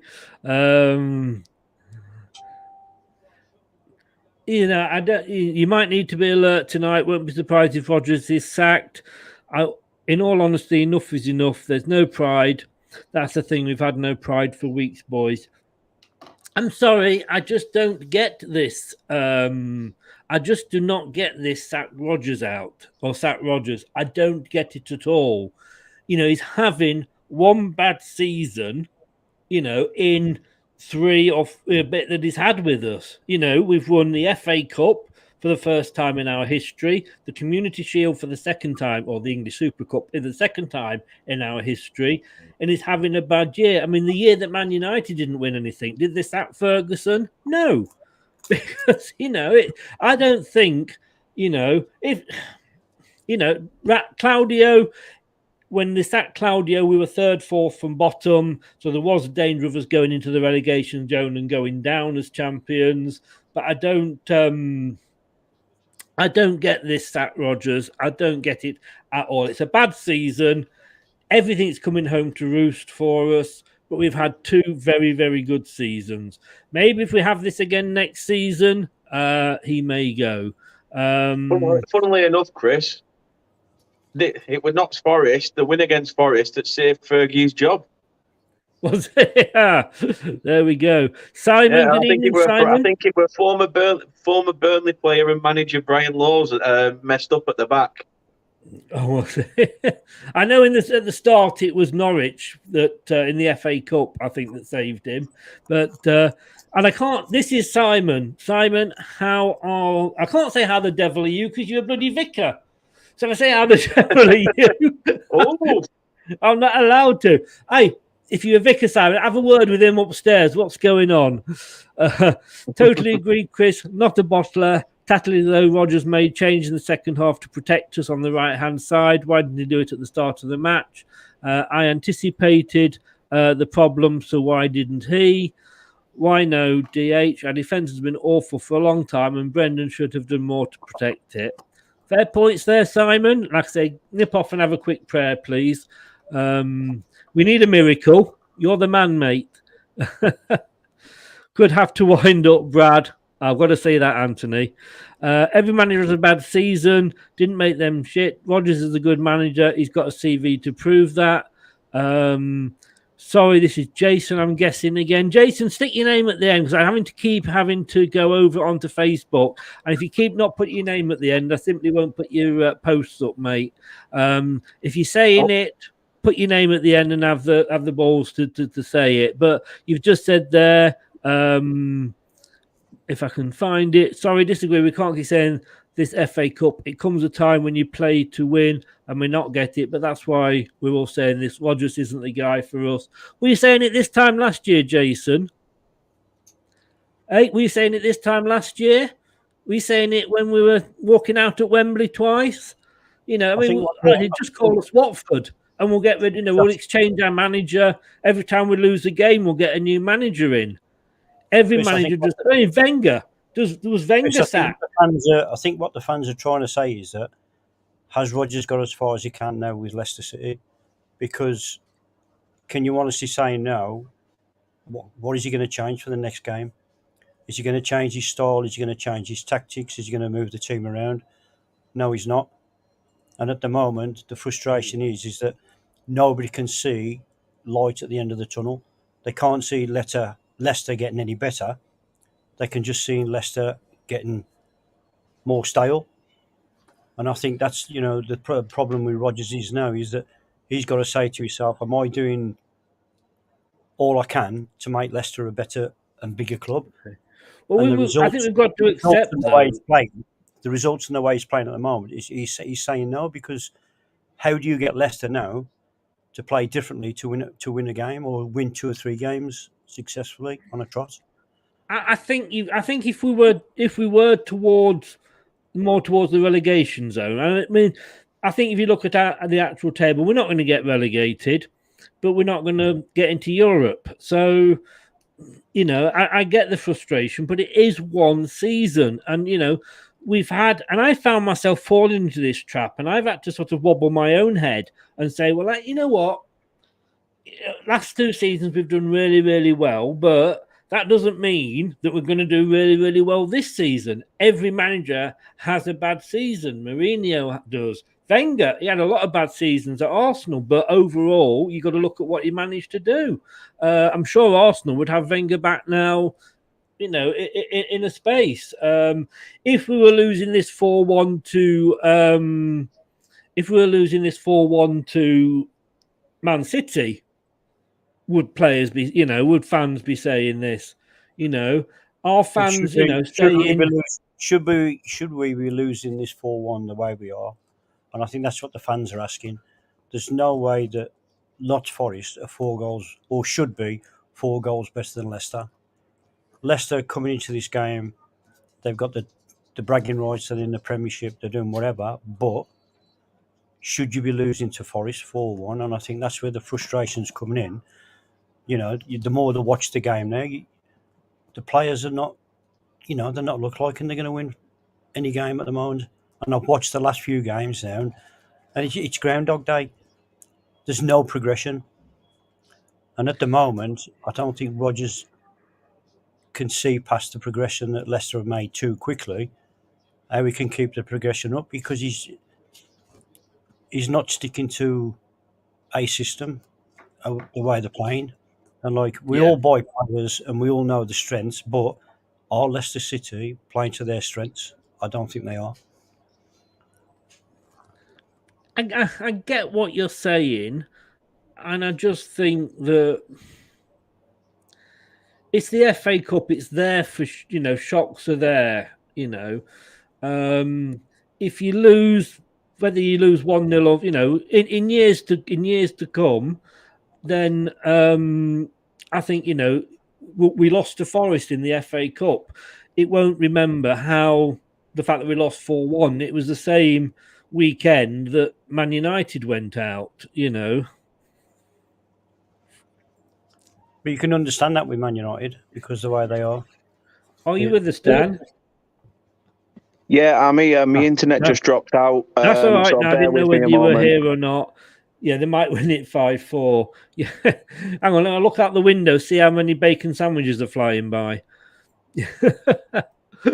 I wish I had your optimism, Mike. And Anthony, you had this. It's your fault. Arsenal fan putting money on Leicester to win 3-1. It was killing us. But I've got 11 attempts to 9, apparently. But 7 shots on target, 1 for Leicester. That's what's not been good enough. But we haven't played as a team today, have we? Nottingham Forest, knife hot butter springs to mind at times. They just sort of open us up, don't they, Steve? All the time, because they do it in a way to open us up. Leicester are not, or haven't been in any position to open Forest up at all. Yeah. And that's the frustration and horrible thing about it, is that everybody knows Leicester can be better, but like we said before the game, which Leicester's going to turn up? Yeah. And today it wasn't a good one. I've got to ask you this, Steve. Losing in the 4th round, 5th round, you lost in a semi-final, didn't you? Yep. What is it worse, losing in the semi-final, knowing you're that close? It hurts, but it would have hurt even more if we'd have lost in the quarterfinal. But you go back to those seasons. It's the way it's the way you lose. Every Leicester fan now would have been happy if we'd have lost 1-0 and it was an end-to-end game, and Leicester give it their all. Then you wouldn't have the frustrations of the Rodgers out and things like that, because you thought it's a cup game. That's how it should be. But yeah. Leicester have surrendered from after 5 minutes, and that's the hard thing to take, and that's where the frustration's boiling over. Is Brendan Rodgers doing enough to motivate the team? I don't think he is, and I think he should stop the tinkering, stop the doing, and get the motivation going, get the fans back behind him, and get them back behind the team. Because, I mean, you do look at how Brendan Rodgers is on the sideline, and like I say, he's like that. If we win a tackle, and he's making notes in his notebook. Is it? I mean, we're kind of used to Martin O'Neill jumping up and down, Jock Wallace. He was a shouter, wasn't he, from the sidelines? But obviously we don't know what goes on behind the scenes. But the question would be, who out there is better? Who could we get that is any better? That's it. You've signed all these Leicester players, and Leicester players have been good over the years and whatever. They don't become bad players overnight. You can understand individuals not performing every week, but you can't understand why the team's not performing every week. There doesn't seem to be a structure where, Leicester are tearing teams apart. They've gone into the ritual where we'll keep possession, we'll pass short passes, we'll get out. We're not hurting anybody. And you struggle with frustration. You're watching it now. They've done about 15, 20 passes so far. They've not even got out their own half. It's things like that. And the fans must be thinking, for the next game, what's it going to happen the next game? We're going to be the same. I must admit, I don't agree with this passing it about the back at all. You go back to the years where Arsenal were like, where they were not getting beaten for years, where they're going through the season, where they'd winning games 1-0, things like that. They had the players to do that. They could keep possession. They could do that, and that's what got them their success of what they did. But Leicester haven't got the players to do that. They think they have, but they haven't, and they're losing the ball in areas where teams can hurt you because they're further up the pitch. And I've said all season this season that if Schmeichel's obviously being told to play it out from the back, but as Danny Ward was just then. But if you kick the ball into their half as a goalkeeper, if we lose it, we're in their half. Where if you lose it at the back, the chances are, I think I'm looking at what you're saying. We'll go back to Casper in a minute, I'm sure. We're 4-1 down, 77 minutes gone. Don't fuck about with it at the back. Get it forward. And that's, just go for it if you like. Hoof it forward. Mistakes happen at the back. Fucking offside now. You'd rather lose 10-1 if you can see the players going for it.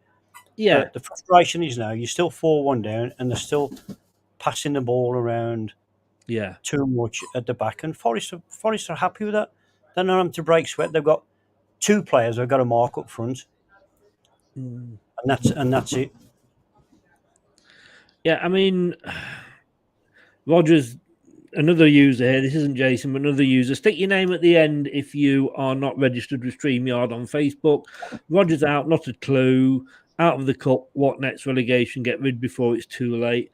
All right, name, and don't you dare anybody say Graham Potter. But who is going to be any better? you know, for years and years and years, everybody said, "Oh, we should get Ancelotti in. We should get Ancelotti in. He's the player to take us up." And you're thinking, like, well, hang on a second. He went to Everton. He stayed there a year. As soon as a bigger club came, he went running. So what, you know, players not necessarily going to come to us. Hello, Ankit. How are you? Tough match. So I just saw the score. Yeah.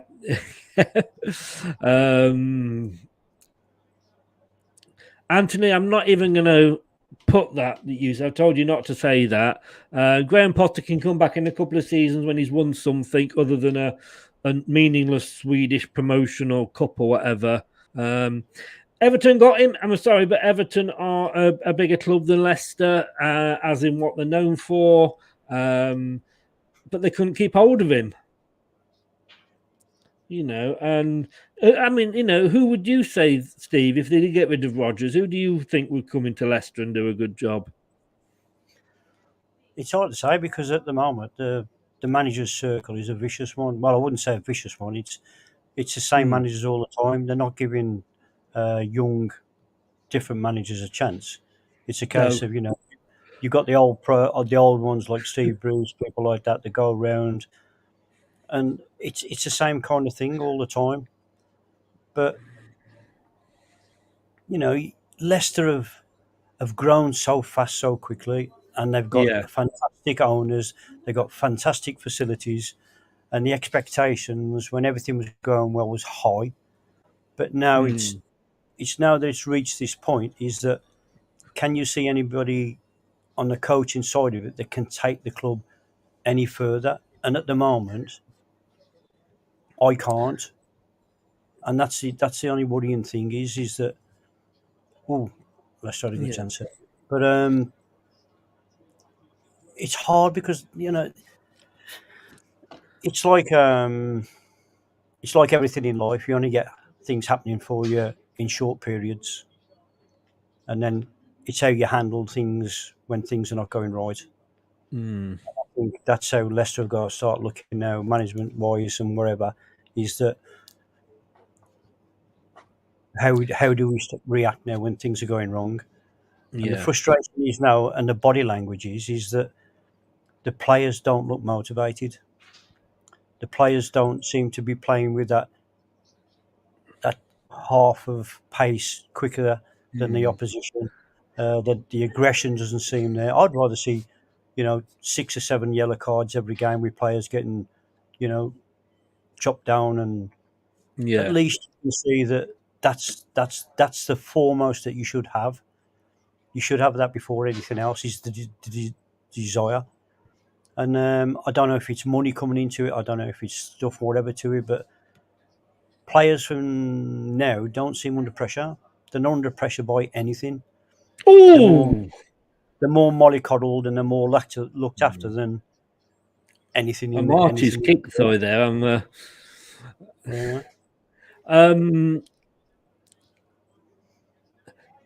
I've got a question. I'll just go through these comments. I've got another question for you, Steve.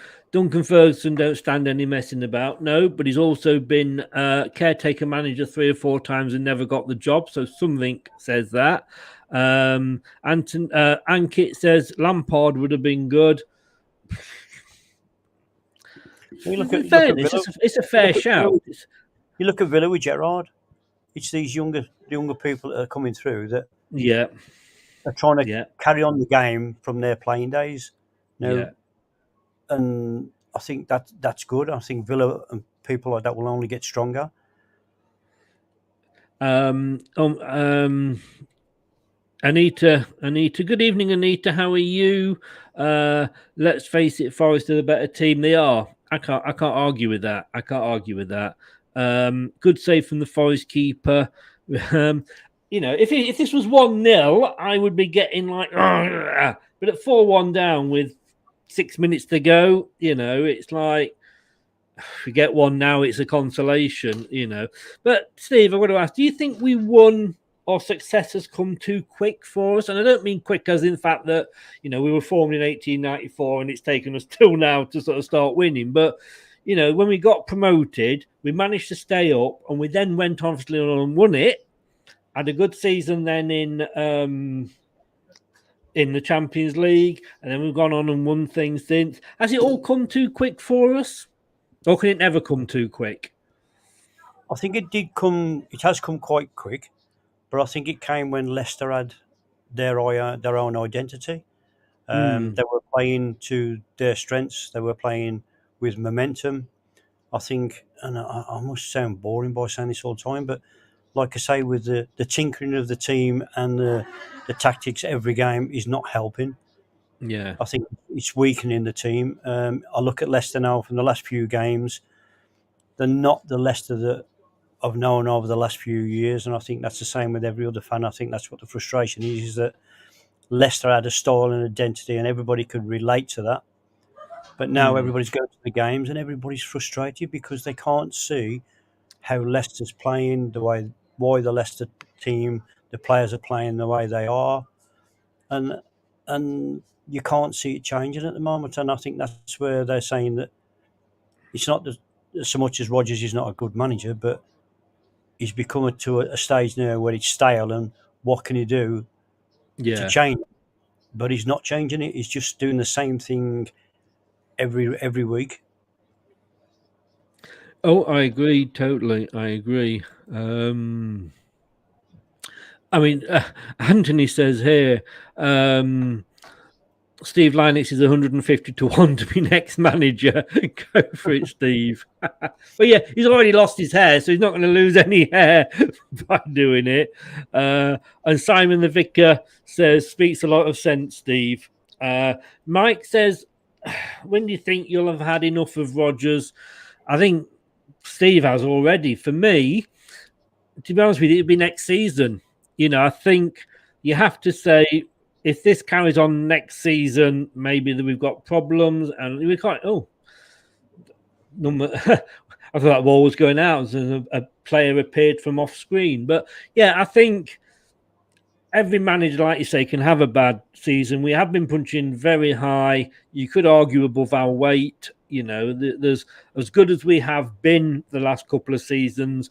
Some of the so-called big teams haven't been good.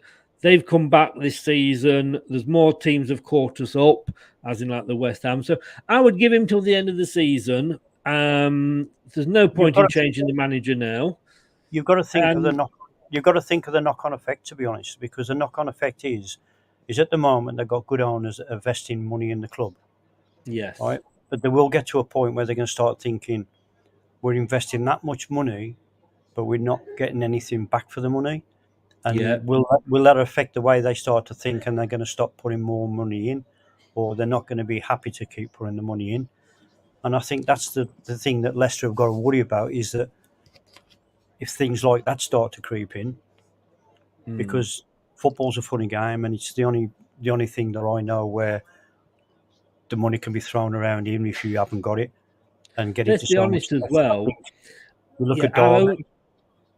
Our owners aren't scared of getting rid of managers. They got rid of Sven when, you know, we weren't particularly doing anything. You know, we weren't sort of in the playoffs when we got rid of him, but we weren't in trouble. So they're not. Look at Ranieri; they got rid of him, so they're not scared to make the decisions. But I think at this point, you've got a new manager comes in with completely different ideas. You could, whether they be better or worse, but suddenly you're making, changes tactically because he may want to play different positions. He may want different players in. So you're starting again, if you like. And I just don't see the point in doing that during a season. But look, that's where the frustration creeps in, and that's where, you know, they introduced the transfer window in January and all that, which I think is a bad idea anyhow, is that you shouldn't have to start changing things halfway through the season if you're working on the right things at the beginning of the season. Now, if you go down, you know the squad you've got, you know the strengths they've got, and then you know you've got that style of play. But to keep changing it, tinkering it with it, you're never going to get a consistent team. and it works for the top six because the money and they've got the players in depth. But when you like someone, you've got West Ham for instance. West Ham, it's the same team that were rubbish a year or 2 years ago. But they've got the momentum, they've got their style of play, the manager wants them to play a certain way, and it's working and they're doing it. Now, they've been through the bad patch that Leicester are coming into, so Leicester should be looking at other teams like that, other clubs like that, and thinking, hang on a second, let's take a step back and look at why West Ham getting the success they've got this year. And it's not who they've brought, it's how they're playing, and they're playing together. And I think Leicester, at the least, should be doing that. They've got the players in there. The players have proved it. But they're losing good players now instead of signing good players. And they've sold more players now than they have brought in. And that's the thing that they've got to look at is, are they bringing in the players to strengthen the club or weaken the club? Yeah. When we haven't had them, we know that the money's not been there for January. Our owners, unfortunately, are in the worst industry that's gone through COVID, which is travel and tourism. But Rob makes a very good point here. We've had 2 weeks to prepare for this game, got to question the coaching and tactics. CM, your manager needs to go now if you want more than mediocrity. I just, if we finish 7th, 8th, is that a bad season when you look at the teams that are above us? Because like I say, 2 of those teams that are above us now are Spurs and Arsenal, who you would expect under normal circumstances to be bigger than us and above us. But, they've come back this season. West Ham, who are there or thereabouts with us. Will it be such a disappointing season? And like I say, sometimes you just got to bite the bullet, I think, and say, yeah, this is a bad season, and you can say it's a bad season, but can you see him get better next season? That's the big question. You can accept now that if you go through the season, say this is a bad season, but can you honestly put your hand on your heart and think, are we going to get any better next season? Are we going to do anything different next season to what we're doing now? Yes. And I think that's the frustration with the fans against Rodgers, is that they can't see him doing anything different now next year. But I mean, we've got. I see your point. I do see the point, and like I say, this is the question. Like CM said, has Brendan done as much as he can? Is it? Doug, you're back. He says Thursday will be interesting. Thursday will be interesting. Say, Doug, was it third season syndrome for Brendan at Liverpool? Was that the problem? Was it you that said that to me? I can't remember. It will be interesting, but it will just be Leicester for us to go and beat you. Be sod's law, But we've just got, and we haven't had a settled team, and that's what I would say. It's hard for any manager to Liverpool lost one player last season. In what was he called? The defender, Van Dijk, and it affected them. We've lost quite a few, and it's bound to affect us. As Doug said here, it was his third season was his downfall. The thing is, I think at Liverpool you can say, well, we can afford to get rid of Brendan because we've got a better manager that we can get in, as in Klopp, and we've got to accept we are still Leicester. And who could we attract to the team? Would Klopp have ever come to us? I very much doubt it. Would Pep have ever come to us? I very much doubt it. Ancelotti never came to us, so we've got to accept these things, But they're going to clubs where they've got the tradition that they've had for many, many years. Football's changing in a big way. I think every football club now should be a great invitation for any manager to come on, because the way the modern day game's evolving. But still, at the end of the day, the needs of a football club should be, you're not going to win today to the opposition. You are not going to beat me. You're not going to outrun me. You're not going to outkick me. Yeah. I'm going to be in your face for 90 minutes. And I think that's where a lot of the clubs are falling by.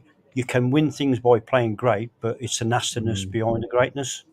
Yeah. And I think you have to have that sharp nastiness behind you. And that's all Leicester had when they won the Premiership. They had that, they had that, the steel between the teeth. And they went in, week out. No matter how they played, the momentum and the thing, because everybody was playing for each other, won them the Premiership. Now they've lost that. They've lost that now, and they won't play any better until they get that back. And I think you'll see a different Leicester. So, yeah, I've got to say, disappointing. Yes. Well done to Forest, though. I've got to say this. Well done to Forest. And I what I'm trying to avoid now is coming across as a Big Six, if you like, fan. And as good as we were, Forest didn't let us be good, if you like. And Dan's back just as we're going. To be honest, Forest didn't need to be good today because the wrong Leicester turned up. So Forest didn't need to do anything different to what they've been doing. Yeah, I agree. Scott, hello, gentlemen. What a fiasco, but didn't feel confident. I did feel confident with the starting lineup. Scott, that was a team. That was a team that I would look at and put out for a Premiership game with what we've got.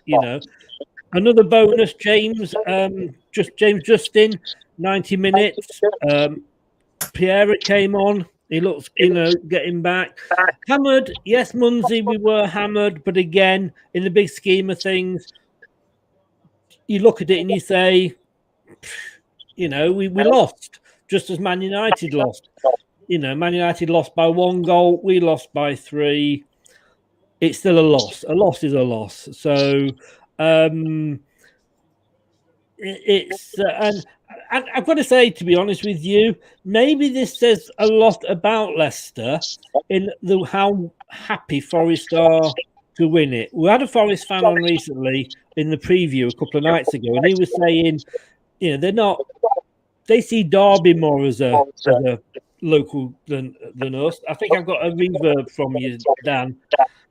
I think the fact that Forest see this as such a big win says a lot about Leicester now.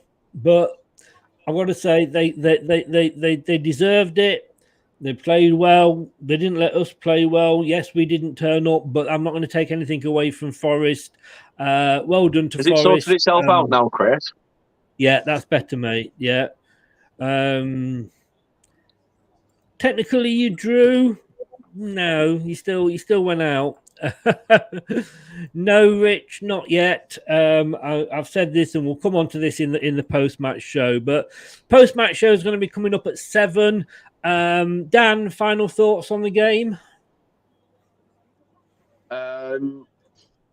Leicester weren't at it today. It were men against boys, that old cliche, and you could see how much Forest wanted it.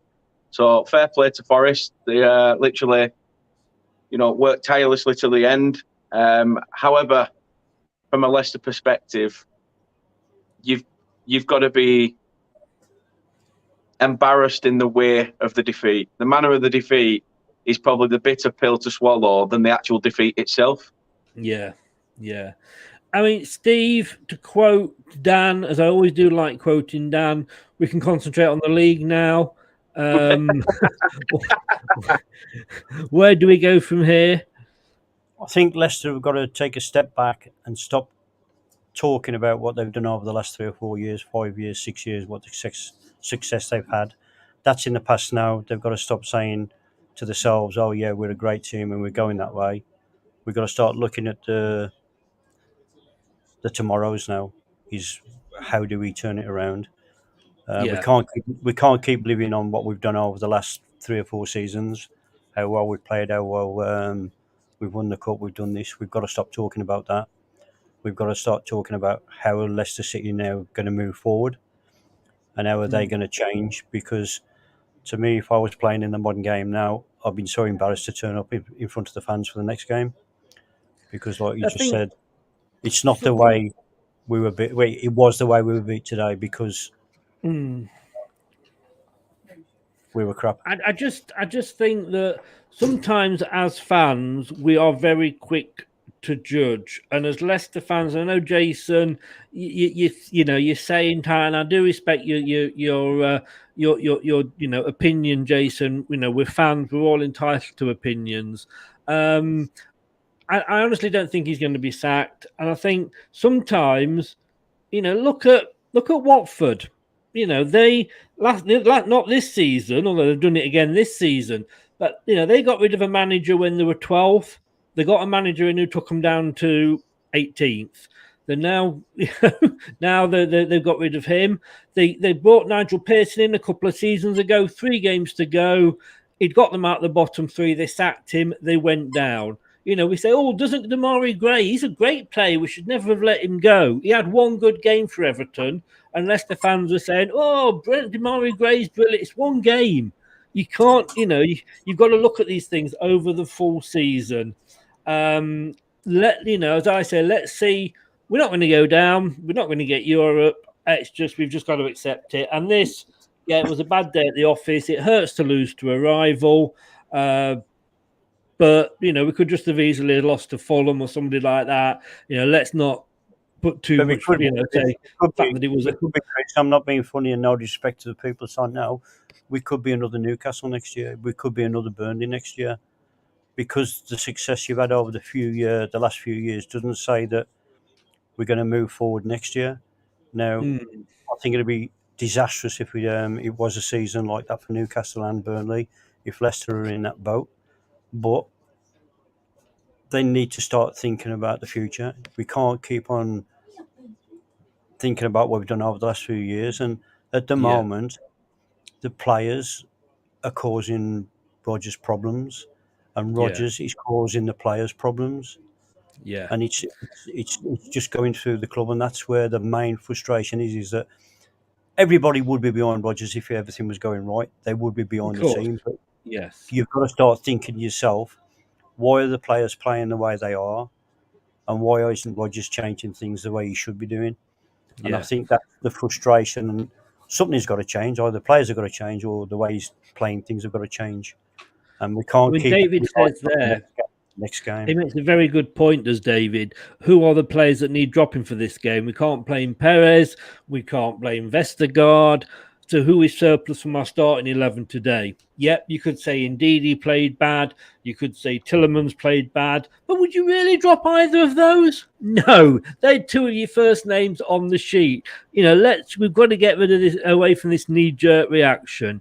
Guys, I'm going to say thank you very much. For joining us and for adding it on. You, I hope your internet gets sorted, Dan. But where can people find you, Dan?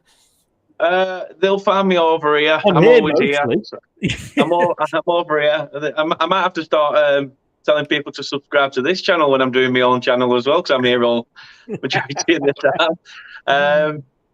However, no, you can find me at Turf Morehouse on YouTube, Facebook, Instagram, and Twitter. And yeah, as I've said numerous times, I'm like shit in a field. I'm everywhere. So you certainly are. I'll probably see you. You'll probably pop on later for the post-match just to enjoy it. I definitely will. I definitely will. Take care, mate. Cheers. And thanks, Steve. Thanks very much for that. It wasn't the result we wanted, and there's a lot to talk about, I am sure. But I'll let you go. Thank you so much for coming on tonight. It's been a pleasure having you on and having your insight as an ex-player into things. And at 151 as the next manager, I might go out and have a pound on that. Well, I'd bring back some discipline and some belief. I think until Leicester get that and get the aggression behind them, I think it's going to be a long, slow journey again. Indeed. Steve, thank you so much, and thank you for your family for letting you come on and not banning you to the bathroom or whatever this time. And I will see you soon for the prediction show, which will be back Monday at 9 if you are free, sir. Yeah, you're welcome, mate. No problem. Brilliant. We'll see you then. All the best. Stay safe, Steve, and thanks so much for coming on.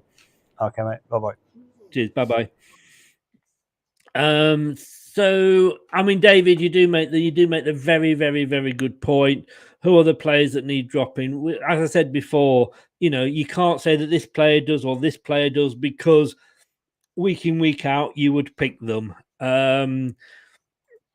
Facebook user, after all the injuries, I think Brendan has had a tough time, but today was absolutely dreadful. No passion, no tactics. Pearson not doing that great for Bristol City. Zero leadership in the back four. Our captain tonight won't commit to the club. What's going on at the moment? Something needs to change. Chris, did you use all that toilet roll? I'm saving it for later. I'm saving it for the 5-minute preview. Midnight. Yes, misses. Guys, I'm going to go off and I'm going to, obviously we've got all the website and everything to update. Thank you so much to Steve. It was great to have him on. Thank him so much. And for Dan for popping on. It probably did his hangover a lot of good, though. Not having to do much and get too excited. Could have played Huddersfield. But I have got to say, well done to Nottingham Forest. And this has been a watch-along. This is the Leicester Till I Die watch-along show. Join in the chat and don't forget to subscribe. It is. And don't forget, we have... It didn't happen in 49, 61, 63 or 69 when they reached the final. But the class of 2021 have delivered. Leicester City are FA Cup winners at last and are history makers at Wembley. Leicester Till I Die TV, home of the FA Cup winners. Yeah, we did win it. Let's not forget. Going to see you at 7 o'clock when me and Brad will probably be having a rant and Dan will probably be winding us up in the background. But hey, concentrate on the league, guys. Concentrate on the league. I'll see you at 7. Stay safe. Thanks for watching. It won't be on a podcast, so you can't listen to it because I'm not going to put this on a podcast. But thanks for watching. Take care. Stay safe. Leicester Till I Die podcasts on the Apple iTunes, Spotify, Google, Anchor, and all podcast platforms. The Leicester Till I Die shop is now open. For all your Leicester Till I Die merchandise, visit the Leicester Till I Die shop at our website. Thanks for watching Leicester Till I Die. This is Chris saying goodbye and see you next time. That's all, folks.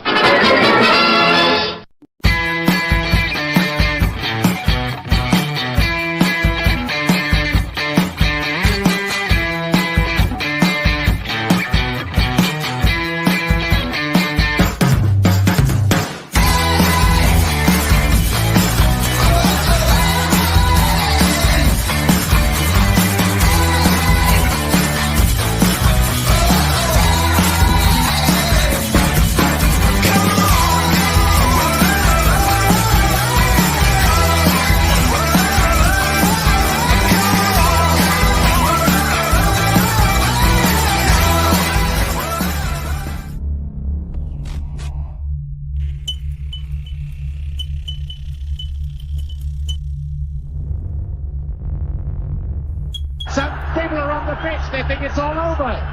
It is now.